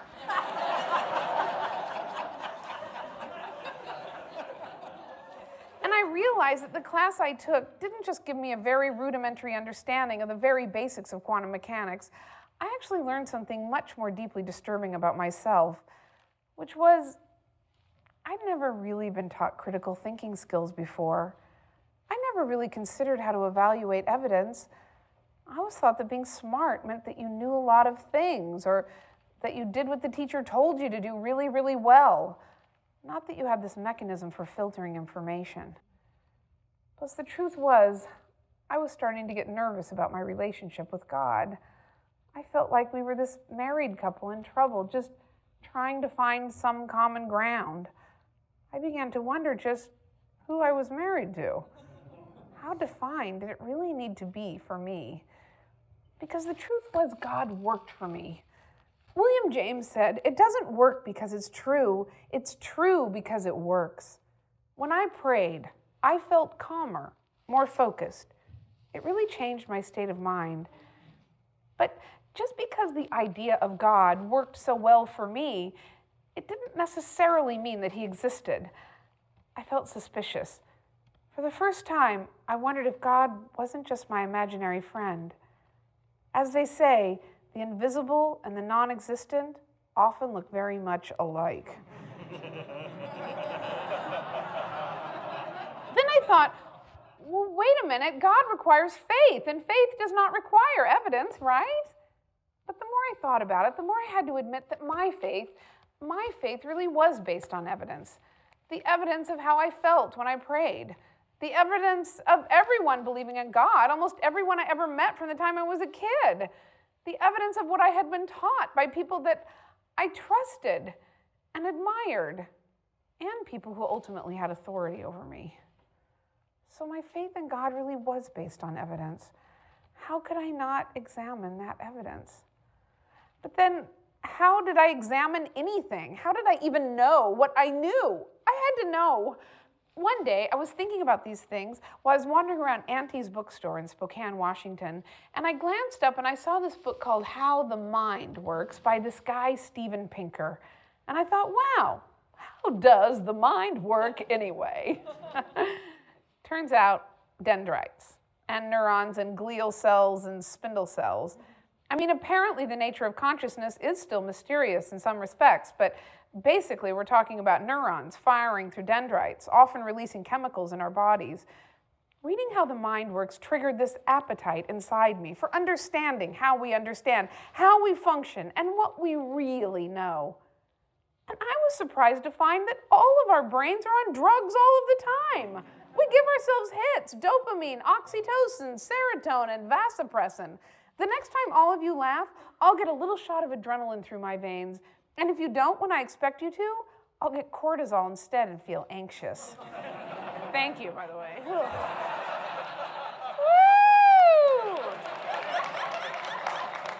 I always thought that I was a person who had escaped addictions, but I realize that I am up here on this stage right now partly because I am an addict. Also, I learned that memory is very, very unreliable, even when we think we remember for sure. It turns out our memories are not automatic video playbacks, but instead reconstructions. Our memories get filtered by our prior prejudices and then mixed up with things that happen later. And that was a very scary thought for me because my memories, that makes me who I am. When I think of myself as my innermost being, I don't think of it as a body function. My brain creates this idea that myself is not itself. I think of myself as something separate, looking out from my eyes, listening through my ears, pulling the strings that make my body move. And that is because the brain is not able to perceive its own functioning. And this is true for all of us, by the way, right from childhood. When a child is told that it's their brain that thinks, they don't think their brain is them. They think their brain is this thinking, computing machine, something that is added to their self to help them understand things. And yet, the mind is what the brain does, just like pumping blood is what the heart does. Reading about the brain opened this door in my interest that I never even knew existed. I was catapulted into a binge of reading. I was voracious. It was like I had been starved my entire life for science, like the Cambrian explosion happened in my own brain. And I liked it. It was challenging. And unlike every other knowledge quest, this one actually got better the closer you looked. For the first time, knowing too much didn't ruin it. I always thought that science was this set of immutable facts revealed to us by nature. And then when I would read, as a layperson about how, say, a planet was now not a planet anymore, or gravity wasn't like we thought, I always thought that was a failing of science, another sign at how completely unsure science was. But I realized these examples were not signs of weakness, they were signs of strength, that the method was working, constantly filtering new and even better information. I had it all backwards when I was younger. It's actually the scientists who are good at dealing with uncertainty. Well, I was dating a guy at this time who was a big believer in intelligent design. Intelligent design is this idea that the world is so complex, especially the conscious, thinking, feeling human being who is so complicated that it just couldn't have happened by chance. Someone or something had to have a hand in creating us, and that someone or something is God. The watch requires a watchmaker. Well, one morning, my intelligent designer boyfriend and I were waking up, and he glanced at the books on my side of the bed, which were becoming increasingly more biological rather than religious. And then we gazed into each other's eyes, deeper than ever before.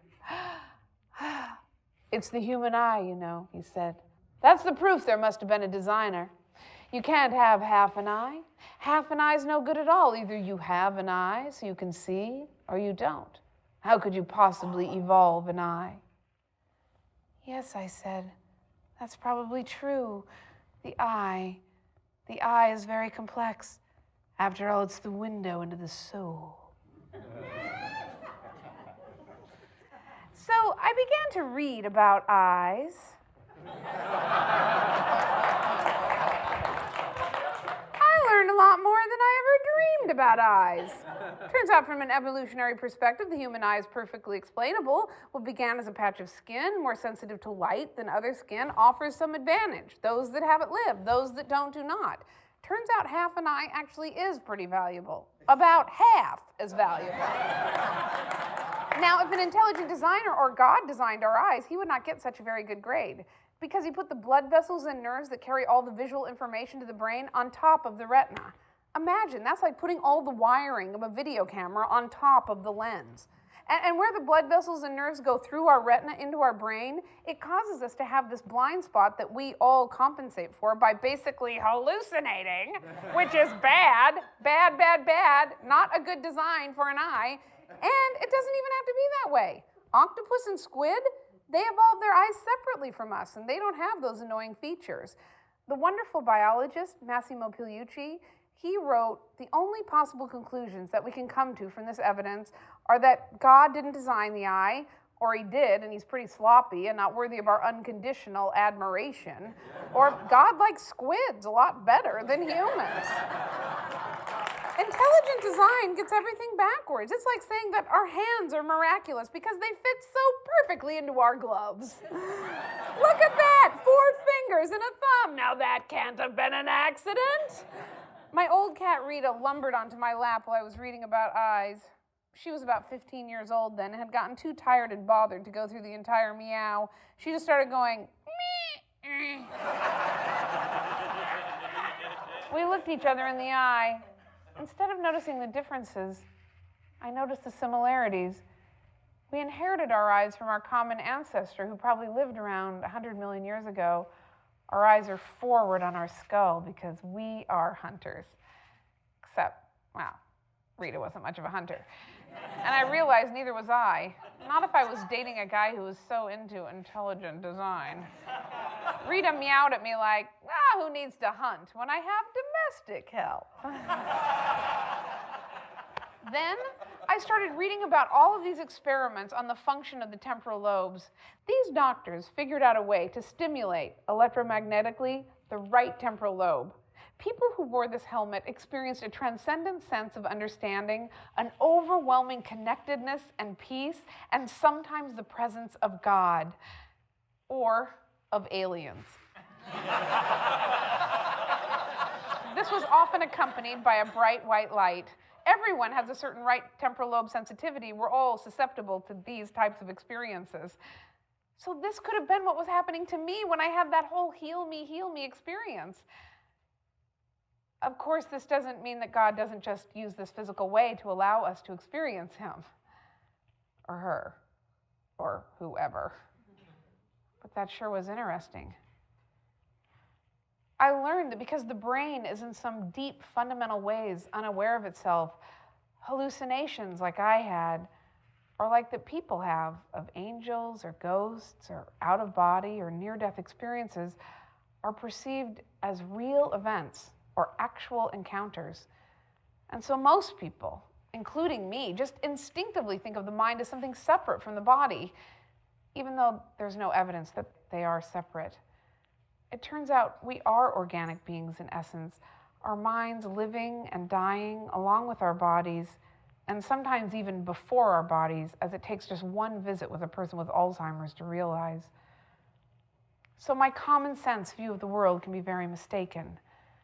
My instincts tell me one thing, like that the earth is flat because, it basically seems to be while I'm walking around on it. But the earth isn't flat, as the facts show us. I suddenly realized that there were implications to everything that I was learning.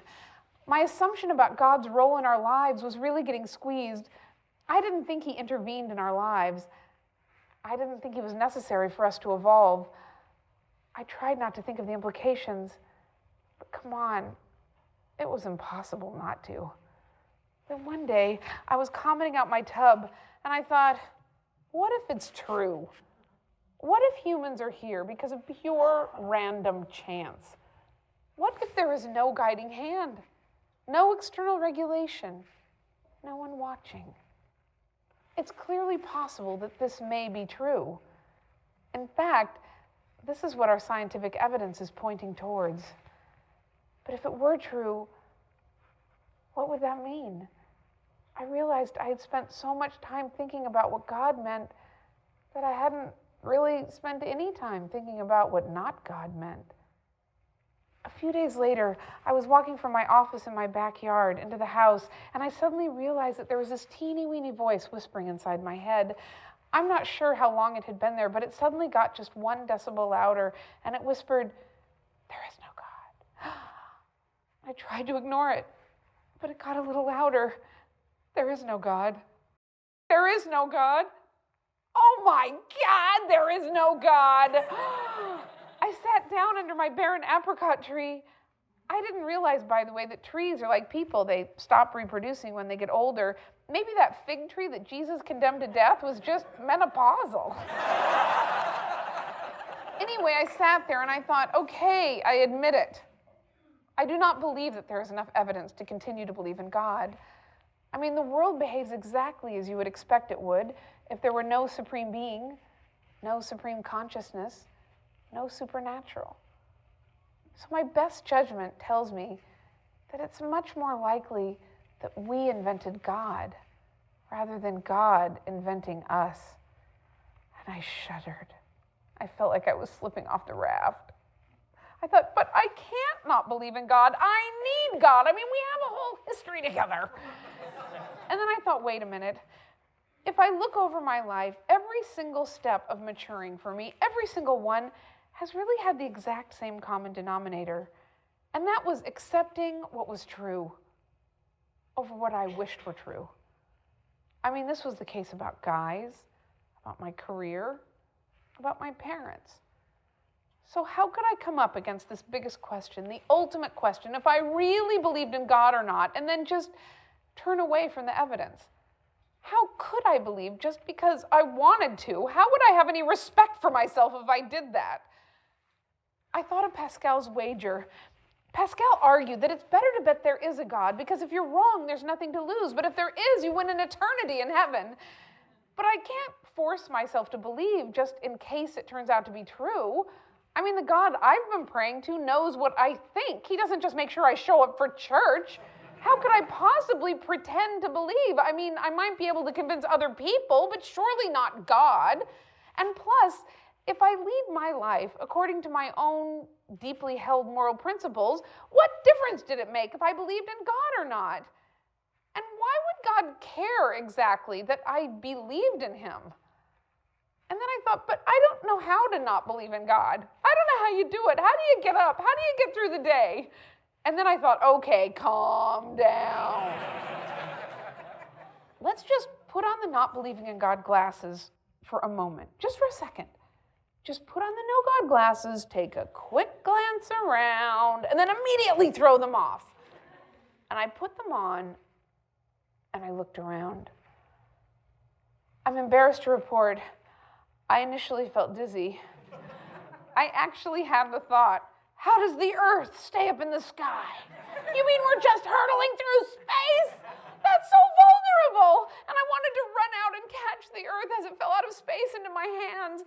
And then I thought, oh yeah, gravity and angular momentum are going to keep us revolving around the sun for probably a really long time. And then I thought, well, what's going to stop me from just rushing out and murdering people? And I had to walk myself through it. Why? Are we ethical? Well, because we have to be. We're social animals. We are extremely complex social animals, and we evolved this moral sense, like an aversion to random murder, in order for communities to exist, because communities help us survive better and in much bigger numbers.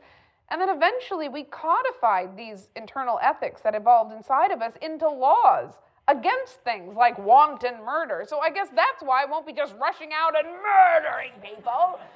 And then suddenly, I felt so guilty, like I'd cheated on God somehow just by having all of these thoughts. And I ran into the house and I prayed and I asked God to please help me have faith. But already it felt slightly silly and vacant. And I felt like I was just talking to myself. And I thought, okay, I'll just not believe in God for 1 hour a day and see how things go. So the next day I tried it again. And I thought, wait a minute. What about all those people who are like unjustifiably jailed somewhere horrible, and they're like in solitary confinement, and all they do is pray? This means that I think those people are praying to nobody? Is that possible? And then I thought, we better get those people out of jail, because no one's looking out for them but us. There is no God hearing their pleas. And I guess that goes for really poor people too, and really oppressed people who I had this vague idea that they had a God to comfort them, and then an even vaguer idea that God had orchestrated their lot for some unknowable grand design. I walked around thinking, oh, no one is minding the store. And I wondered how traffic worked, how we all just run in chaos all the time. And slowly, I began to see the world completely differently. It's like I had to rethink what I thought about everything. It's like I had to go change the wallpaper of my mind. Eventually, I was able to say goodbye to God, and I imagined this old guy, this old man, more like a broken down version of the God on the ceiling of the Sistine Chapel. But if you look closely, you could even see the Jesus from the poster in my high school bedroom.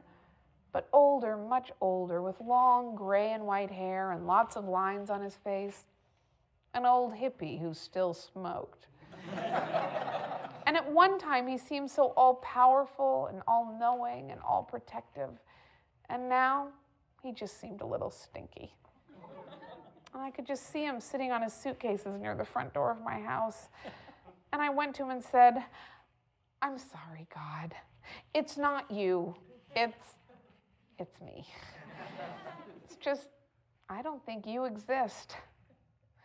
I mean, God, look at it this way. It's really because I take you so seriously that I can't bring myself to believe in you. If it's any consolation, it's sort of a sign of respect. So sit here for a while if you want to. Stay a little bit if you need to. There's no big hurry." And slowly, over the course of several weeks, he just disappeared. Looking back on it, I think I just walked around in a daze for a few months. My mind became such a private place. I realized that I had shared my mind with a God my entire life, and I suddenly realized that my thoughts were completely my own. No one was monitoring them. No one was compassionately listening to them. My thoughts were my own private affair and something no one but me knew about. And I had so much thinking to do. One day, I was walking along Larchmont Boulevard, this busy shopping area near my house, and I was lost in thought thinking, so then I guess I don't think anything happens to us after we die.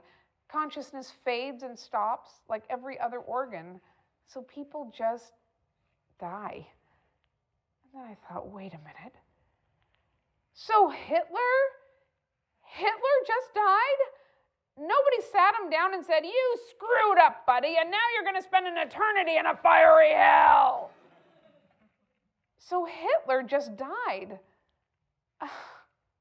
We better make sure that never happens again. And my brother Mike, this means that he just died. I always had this idea that Mike's death, while premature, was his divine destiny somehow, and that his spirit didn't really die, but it lived on. Not just in the memory of those that knew him, but in a real, tangible sense. And I realized that I now thought he died. He really died, and he was gone forever. And then I realized I had to go back and basically kill off everyone I ever met who died, who I guess I didn't think really died. And then I thought, oh, I get it. So I'm going to die. So I'm going to die.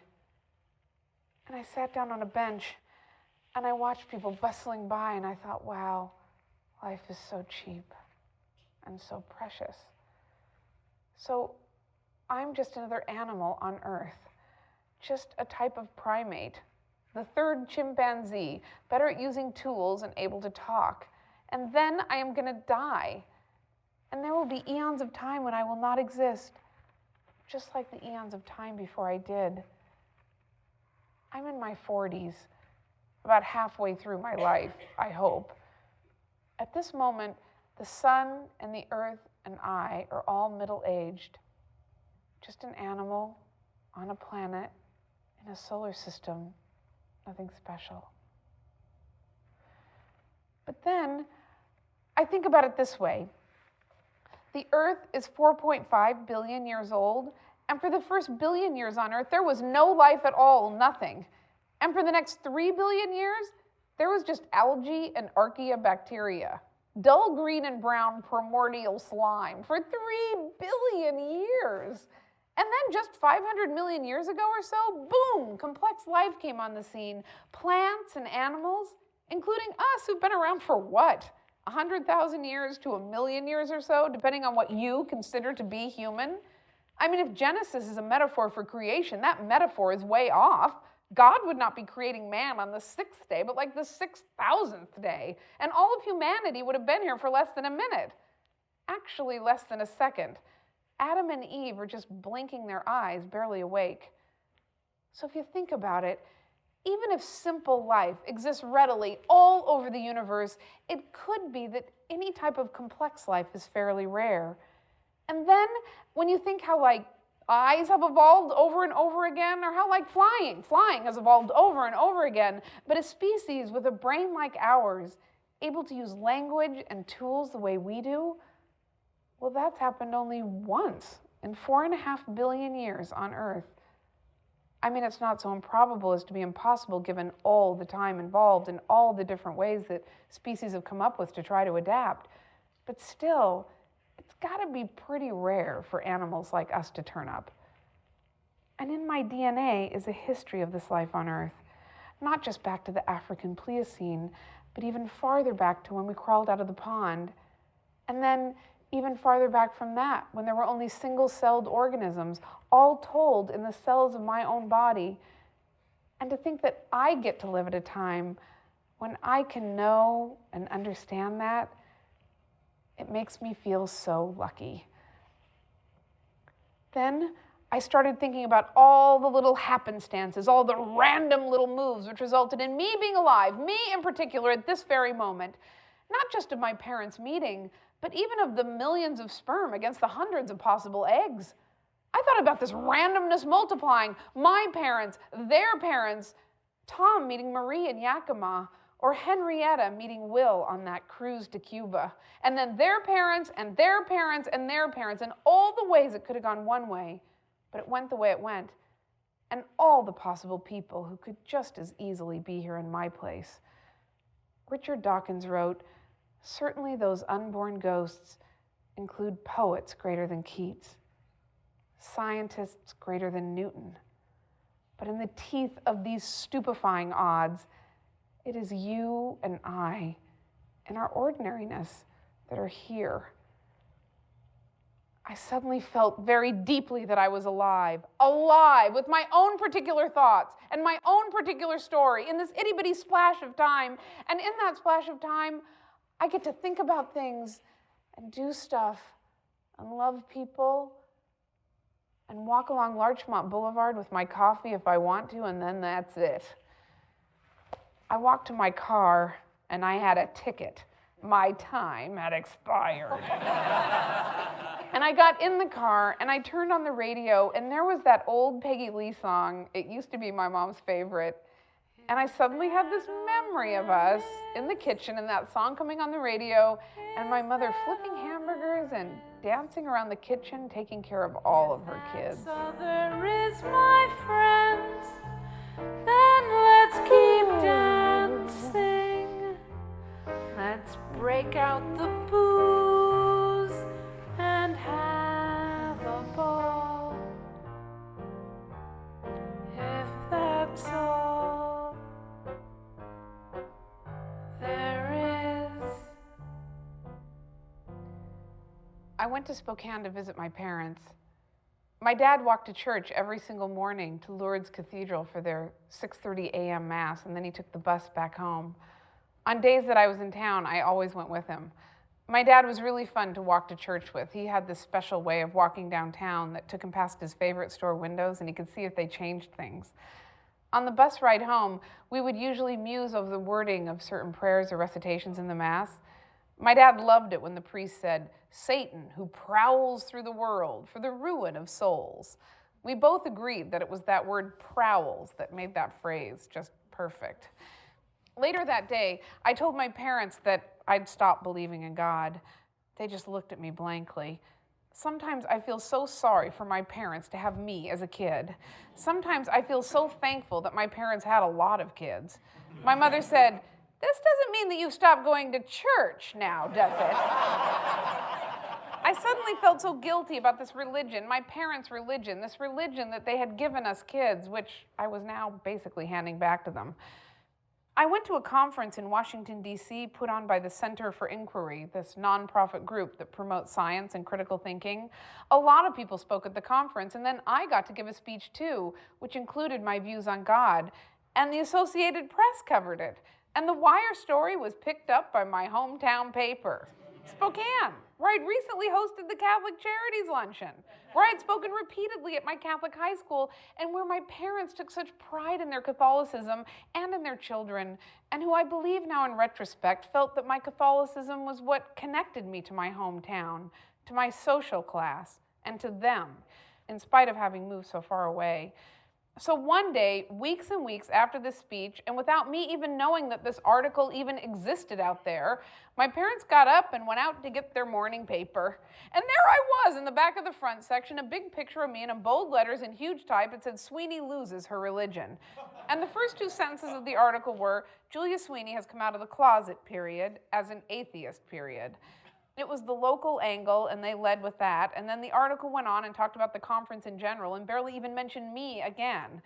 Well, the first call I got from my mother was really more of a scream. "Atheist! Atheist!" My father got on the phone and said, "You have betrayed your family, your school, and your city." It was like I'd sold secrets to the Russians or something. They both said that they were not going to speak to me anymore. My dad said, "I don't even think you should come to my funeral." After I hung up, I thought, just try and stop. Now, I think my parents had been mildly disappointed when I told them I didn't believe in God anymore, but being an atheist was another thing altogether. Frankly, I had not even described myself as an atheist, but I suppose I am one. I don't live my life under the assumption that there is a God, so I guess that makes me an atheist. Atheist, non-theist, but I like the word naturalist more. To me, atheist describes me on religious turf. I believe in a wholly natural universe, and that makes religious people, in my mind, a naturalist. Anyway, several weeks went by, and there was no contact at all from my parents. Now, this was a huge deal. I mean, I usually spoke to my parents several times a week. And then one day, out of the blue, I got this phone call from my mother on her cell phone, and she said, "Julie, I just got out of the foot doctor, and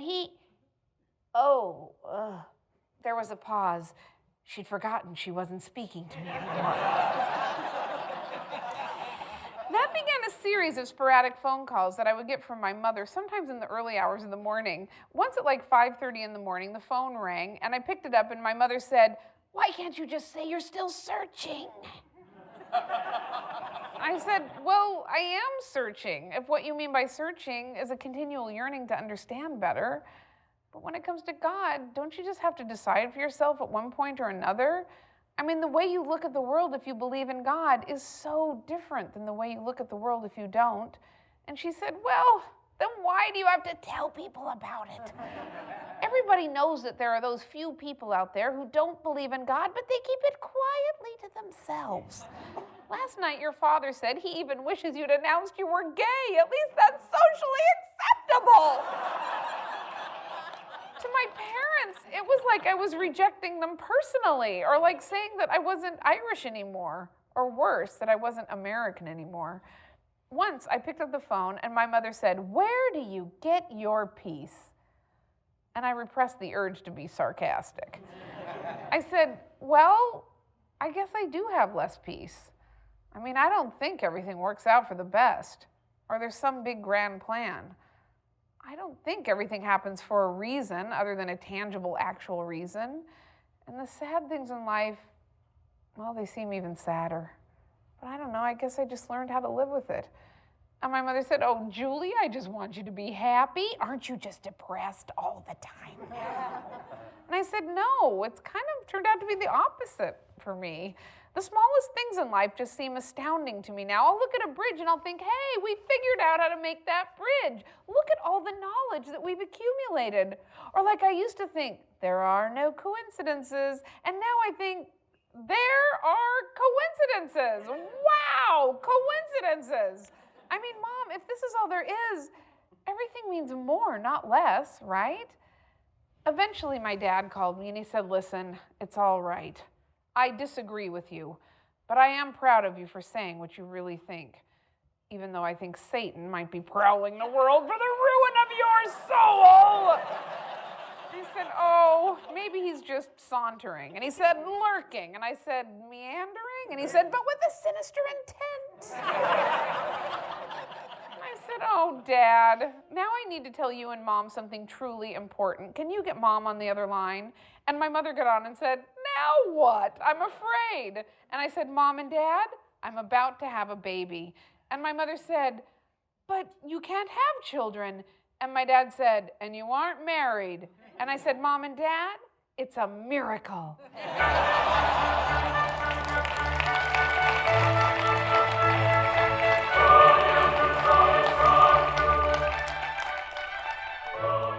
adopted a little girl from China.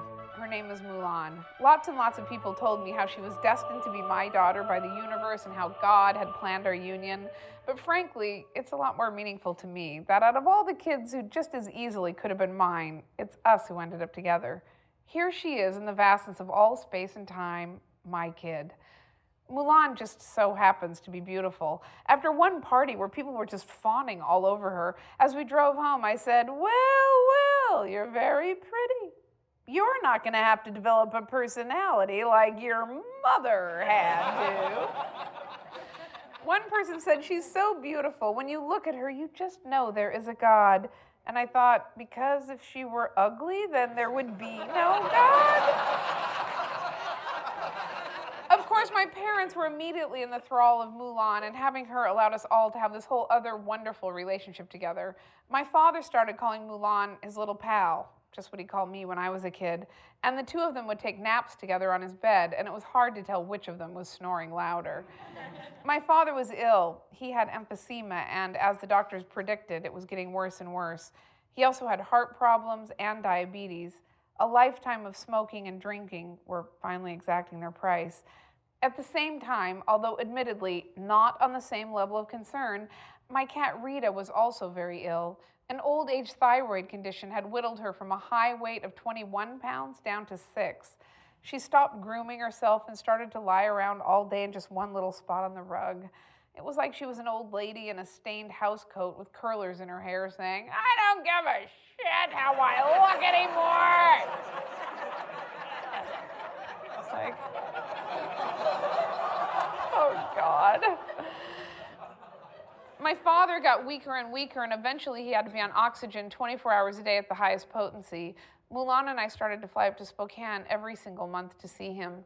Soon, he couldn't leave the condo at all, and his whole world became about listening to his old Bob and Ray tapes, listening to NPR, and watching reruns of As Time Goes By on PBS.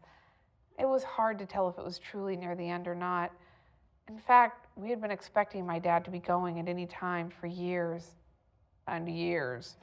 The doctors had predicted that my father could not possibly live past 50, and here he was, 74. Countless Christmases, all of us kids would huddle together and get teary-eyed because we just knew this was the last Christmas with Dad, only to find ourselves crying again the next year because surely this would be the last Christmas with Dad, and we adored him.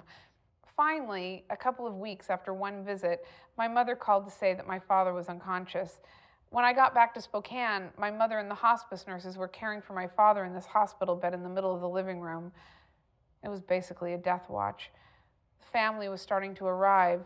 My sister Meg was flying in from Japan with her husband Tsuyoshi, my brothers, my aunts, my uncles. The hospice nurses were wonderful. One of them was particularly religious, and she kept saying, "I think your father is seeing the others who've passed over before him." My mother told me that a couple of days before my dad lost consciousness, this same hospice nurse had said to my dad, "Who are you going to miss most in this life, Bob?" Which really irked me. Just the automatic assumption that someone is capable of missing someone after they're dead and then being asked to rank them in order. But for my mother and the hospice nurse and my father, that's actually a reasonable question. And my father gestured to his right side where no one was standing and said, "Janice, we don't know any Janices." My mom's pretty sure that my dad didn't know any Janices either. Janice. Well, there's two things I remember about my dad dying, and one thing I remember not being able to remember. I remember how quickly his body got cold after he died. I was so shocked at what heat we all must generate. Everyone else I've been around at or near death, my brother Mike, my dear friend Judy, their bodies were whisked away right after they died. But my dad's body just stayed in the living room for about 6 hours after he died, and we all just got to be with him, pet his head and kiss his cheeks and laugh and cry and reminisce. And then I remember later that night suddenly being aware that I couldn't remember the last time my dad and I had hugged. What was the last time? My last trip, I suppose. Where were we? At the coat closet? What did I say? "See you later. Take care." I can't remember. But I do remember a couple of days before he died, when my dad was unconscious and I was alone with him on the night watch, and he suddenly opened his eyes and focused his gaze right at me. I asked him to squeeze my hand. He didn't. His eyes were bright and blue, and it looked like the universe in there. We held each other's gaze, and it still seems to me like time just stopped right then. And then his eyes unfocused and his lids closed. Well, my mother wanted to set the date of the funeral right away, which we could not delay because so many people were in town already from such faraway places. So my mother gathered me and my sister and my brothers, and we all headed down to Lourdes for Saturday's 5:30 p.m. Mass. About 30 people were waiting in the pews for Mass to begin. We were standing on the side of the altar looking into the sacristy where we could see Monsignor Ribble putting on his vestments. To me, it was too late to interrupt him before the Mass, but my mother said, "Follow me," and she started to walk right across the altar, right across where you're not supposed to go, towards the sacristy with her head held high. I followed her, and so did our whole family, heads bowed, shoulders hunched, coats dangling. Walking across that altar, I never felt so shanty Irish. My mother never looked so determined, and I never loved our family more. Monsignor Ribble was very sad about the news of my father's death and did not in any way seem to be upset that we'd all just descended on him right before Mass. Not only was my father in his 6:30 a.m. Mass every single morning, the two of them had actually taken an exercise class together for survivors of heart attacks that Sacred Heart Hospital put on. I remember picking up my dad one time and being so surprised to see Monsignor Ribble without his collar and in these gray sweats doing step-ups and step-together steps. Monsignor asked me if I was going to be speaking at the funeral, and I said, "I suppose so." And he took me aside and he said, "I will ask you to refrain from speaking about your knowledge pilgrimage." It was like he said, "Your sexual orgy drug-induced pilgrimage." I said, "Oh, I wouldn't. We went right into the Mass, and Monsignor's homily was all about the need for priests in the Catholic Church. He described the situation as desperate. I looked down the pew at my brothers and sister. None of us are Catholic, except my sister Meg, who is so far at least choosing not to have children. Are we typical? Monsignor went on to talk about the mystery of the Father and the Son and the Holy Spirit being one, and the mystery of how God loves us in spite of our faults. And before I knew it, I was sitting in my father's funeral in the exact same pew. I looked around the church at all my friends, and my father's friends, and our family's friends, and my family, and I got caught up. I looked at the altar through my father's eyes, and it was rich and beautiful.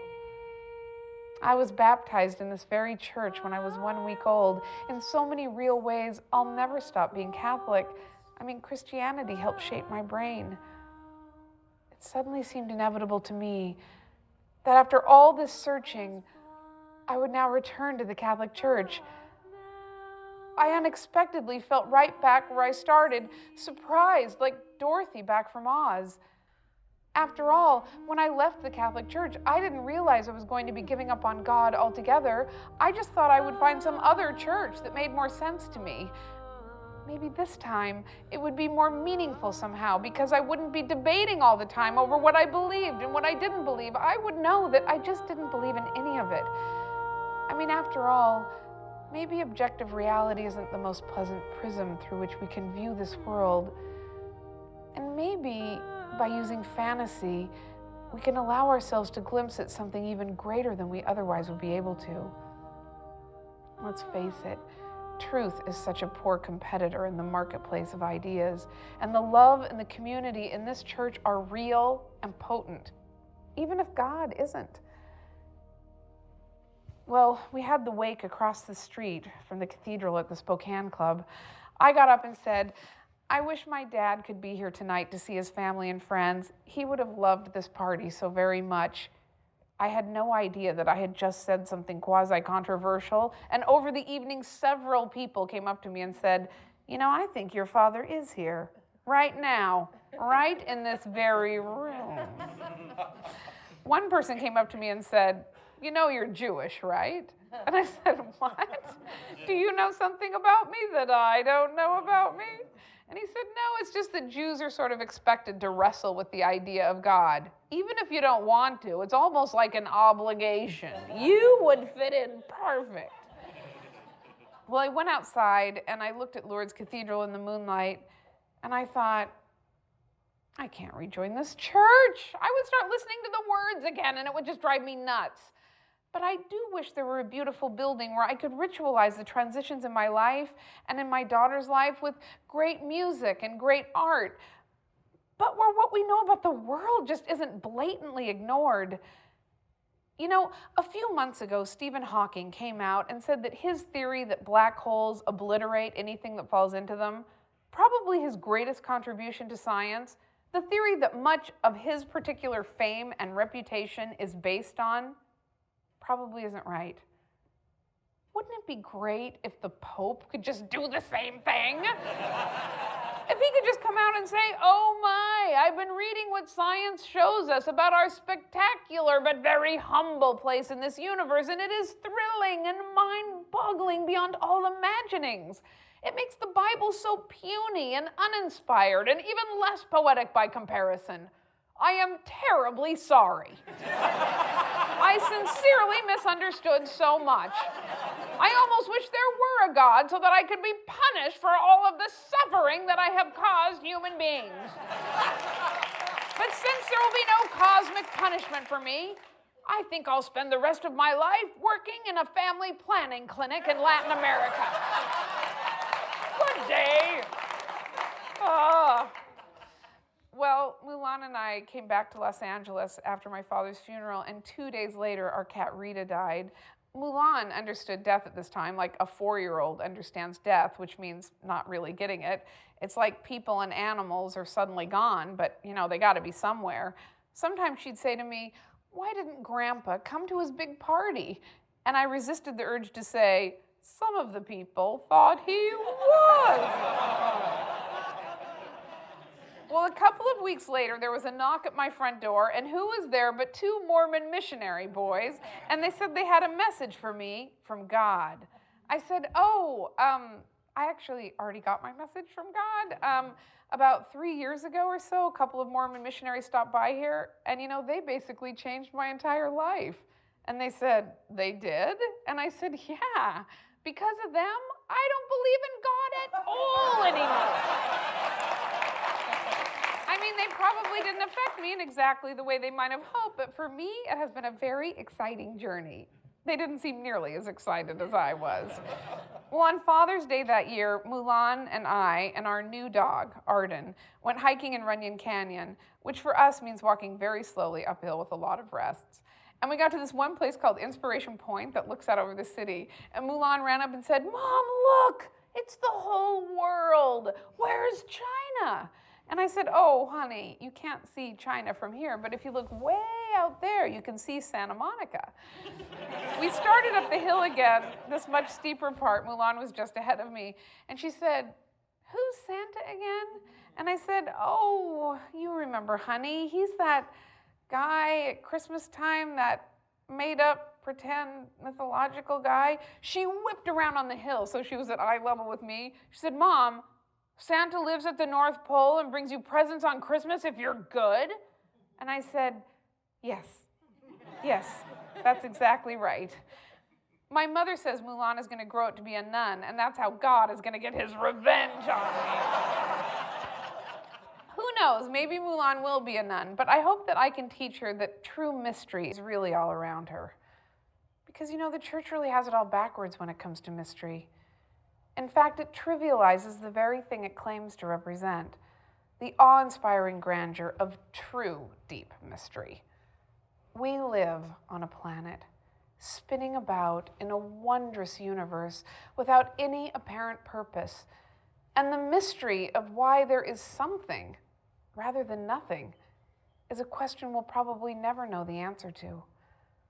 Well, I looked down at Mulan, who was brushing the bangs out of her eyes, and I thought, wow, if even our memories are so transient, All any one of us truly has is this very moment. And Mulan looked up at me and said, "Are Grandpa and Rita together?" And I said, "No, they died. But it's nice to think about them together, isn't it?" And she said, "Well, I think they are together." And I said, "Well, what do you imagine they're doing?" And she said, "Rita's sitting on Grandpa's lap and she's purring." And I said, "Isn't that nice to think that? You see, people do live on after they die, inside of us, just thinking about them."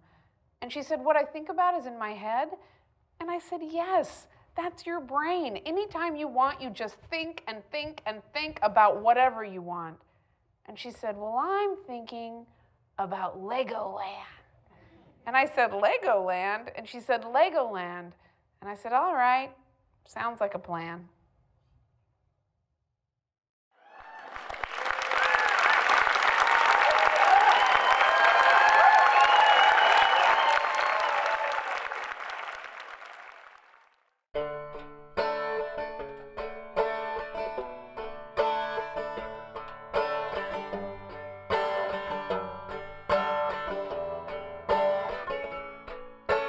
First I was a Catholic girl, loved the mass, I watched the swirl of smoke from candles burning, while Mary looked up yearning. I got confirmed and I confessed, I really felt that I was blessed. Plus I loved my uniform, so did the boy who lived next door. But something changed when I became of age, and all those things I thought were true, some